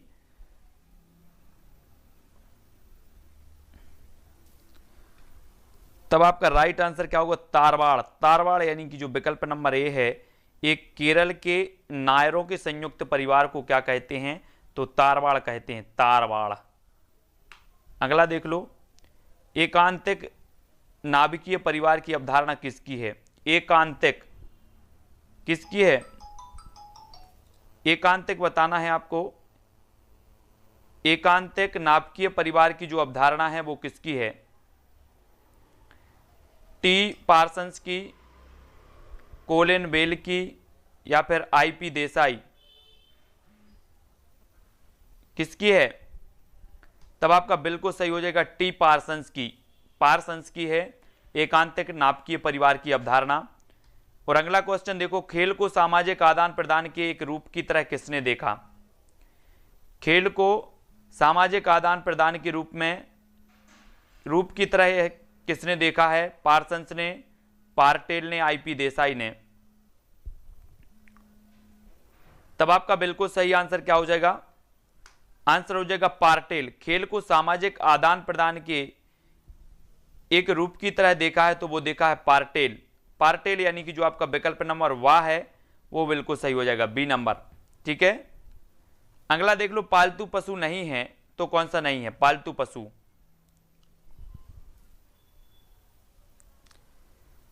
सभी लोग बताएंगे पालतू पशु कौन सा नहीं है। तब आपका बिल्कुल सही आंसर क्या हो जाएगा? इनमें से कोई नहीं, है ना? इनमें से कोई नहीं यानी कि जो विकल्प नंबर डी है वो बिल्कुल सही हो जाएगा, डी नंबर। अगला देख लो, रेगिस्तान का जहाज किसे कहा जाता है? सभी लोगों को तो पता है रेगिस्तान का जहाज, कुछ लोग तो गए होंगे और बैठे भी होंगे। तब आपका राइट आंसर क्या हो जाएगा? आंसर जो आपका हो जाएगा दोस्तों वो हो जाएगा ऊंट। ऊंट यानी कि जो विकल्प नंबर आपका वी है, ऊंट आपका बिल्कुल सही हो जाएगा। ठीक है, रेगिस्तान का जहाज कहा जाता है। और प्रारंभिक मनुष्य निवास करते थे तो कहां करते थे? सरल सरल क्वेश्चन पूछ लिए ले रहे हैं थोड़ा सा बहुत, है ना? तब आपका राइट आंसर गुफाओं, कंदराओं में, यानी कि जो आ नंबर है वो सही हो जाएगा।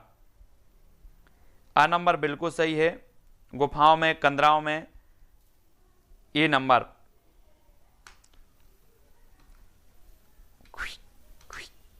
पृथ्वी के अपमार्जक कौन है? पृथ्वी के अपमार्जक बताना है, सभी लोग बताएंगे। पृथ्वी के अपमार्जक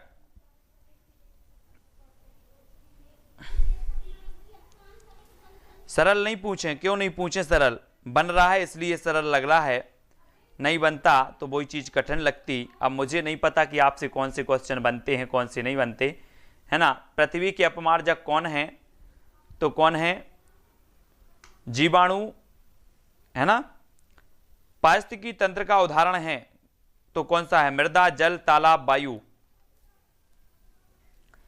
पारिस्थितिकी तंत्र का उदाहरण बताना है हमें, कौन सा है पारिस्थितिकी तंत्र का उदाहरण? तो बिल्कुल राइट आंसर जो हो जाएगा वो क्या हो जाएगा? तालाब। तालाब यानी कि जो आपका सा नंबर है वो सही हो जाएगा।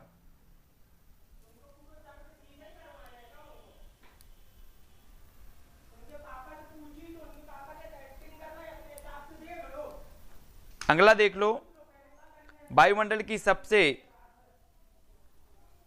ठंडी परत कौन सी है? सबसे ठंडी बतानी है तो तापमंडल है, मध्यमंडल, जलमंडल, आयन मंडल।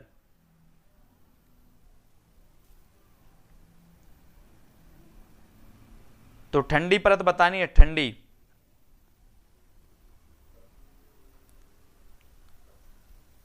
तब आपका राइट आंसर हो जाएगा मध्यमंडल। मध्यमंडल है ना, अपन बना देते हैं 3 मंजिल घर और मध्य में जो होता है ना, मध्य की सेकंड जो स्टोरी होती है वो कैसी होती है, ठंडी होती है ना। बहुत बढ़िया। तो अगला क्वेश्चन देखो, अगला है आपका, निम्न में से कौन सी एक ग्रीन हाउस गैस है। ग्रीन हाउस गैस है बताना है। मैंने कई बार आपसे बोला है कि जितनी भी ग्रीन हाउस गैसें हैं उनको याद कर लो, ये यहाँ से क्वेश्चन आता ही है 100% ग्रीन हाउस गैसों से। तो कौन सी ग्रीन हाउस गैस है, तब आपका बिल्कुल सही आंसर होगा मीथेन। मीथेन यानी कि जो विकल्प नंबर आपका डी है वो यहां पर सही हो जाएगा। एक ग्रीन हाउस गैस के अंतर्गत आती है डी नंबर। अगला देख लो, जीव भार का पिरामिड किस पारिस्थितिक तंत्र में उल्टा हो जाता है। जीव भार का पिरामिड किस पारिस्थितिक तंत्र में उल्टा होता है, उलट जाता है मतलब।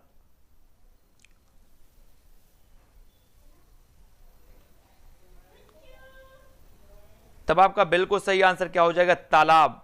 तालाब के पारिस्थितिकी तंत्र यानी कि जो विकल्प नंबर बी है वो यहां पर सही हो जाएगा। ठीक है, वी नंबर सही है। अगला क्वेश्चन है, मध्य प्रदेश में विद्या वन योजना का शुभारंभ कब किया गया। विद्या वन योजना का शुभारंभ किया गया, तो जल्दी से बताएं कब किया गया। लेवल अब हाई सा हो गया थोड़ा सा, कुछ लोग बोल रहे हैं लेवल हाई करिए।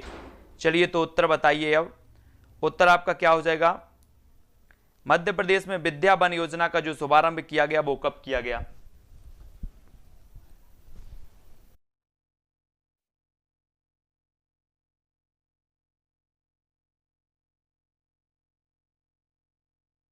तब आपका राइट जो आंसर हो जाएगा वो क्या हो जाएगा, मध्य प्रदेश में विद्या वन योजना का शुभारंभ कब किया गया। तो राइट आंसर होगा 2007-8 में, है ना। 2007-8 यानी कि जो विकल्प नंबर आपका बी है वो यहां पर बी नंबर सही होगा। ठीक है, अगला देख लो, मध्य प्रदेश इको पर्यटन विकास बोर्ड की स्थापना कब की गई। इको पर्यटन विकास बोर्ड की स्थापना कब की गई, 2006 में, 2005 में, 2008 में, या इनमें से कोई नहीं। तो मध्य प्रदेश में इको पर्यटन विकास बोर्ड की जो स्थापना हुई साथियों वो ही 2005। 2005 यानी कि जो विकल्प नंबर आपका बी है वो बी नंबर सही हो जाएगा।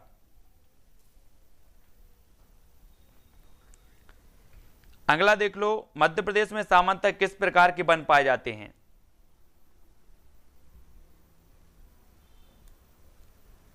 सभी लोग बताएंगे, उपाद्र पहाड़ी वन, उष्ण कटिबंधीय वन, उष्ण कटिबंधीय वन, आर्द्र पतझड़ वन, या इनमें से कोई नहीं। तो राइट आंसर क्या हो जाएगा, मध्य प्रदेश में सामान्यतः किस प्रकार के वन पाए जाते हैं।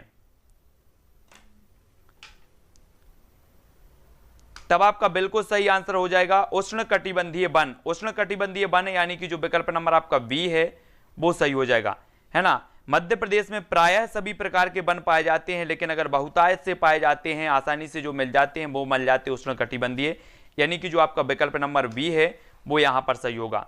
जलीय जंतुओं में श्वसन होता है, तो फेफड़ों द्वारा, फुफ्फुस द्वारा, गलफड़ों द्वारा, या इनमें से कोई नहीं। श्वसन कैसे होता है, किसके द्वारा होता है।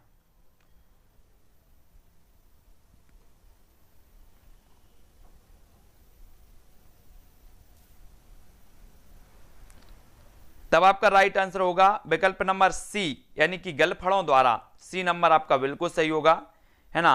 9 बजे तक एक क्लास चलने वाली है अपनी। अगला है, भारत में बाल विवाह निरोध अधिनियम किस वर्ष पारित किया गया। बाल विवाह निरोध अधिनियम कब पारित किया गया, 2007 में, 2006 में, 2008 में, या इनमें से कोई नहीं। सभी लोग बताएंगे।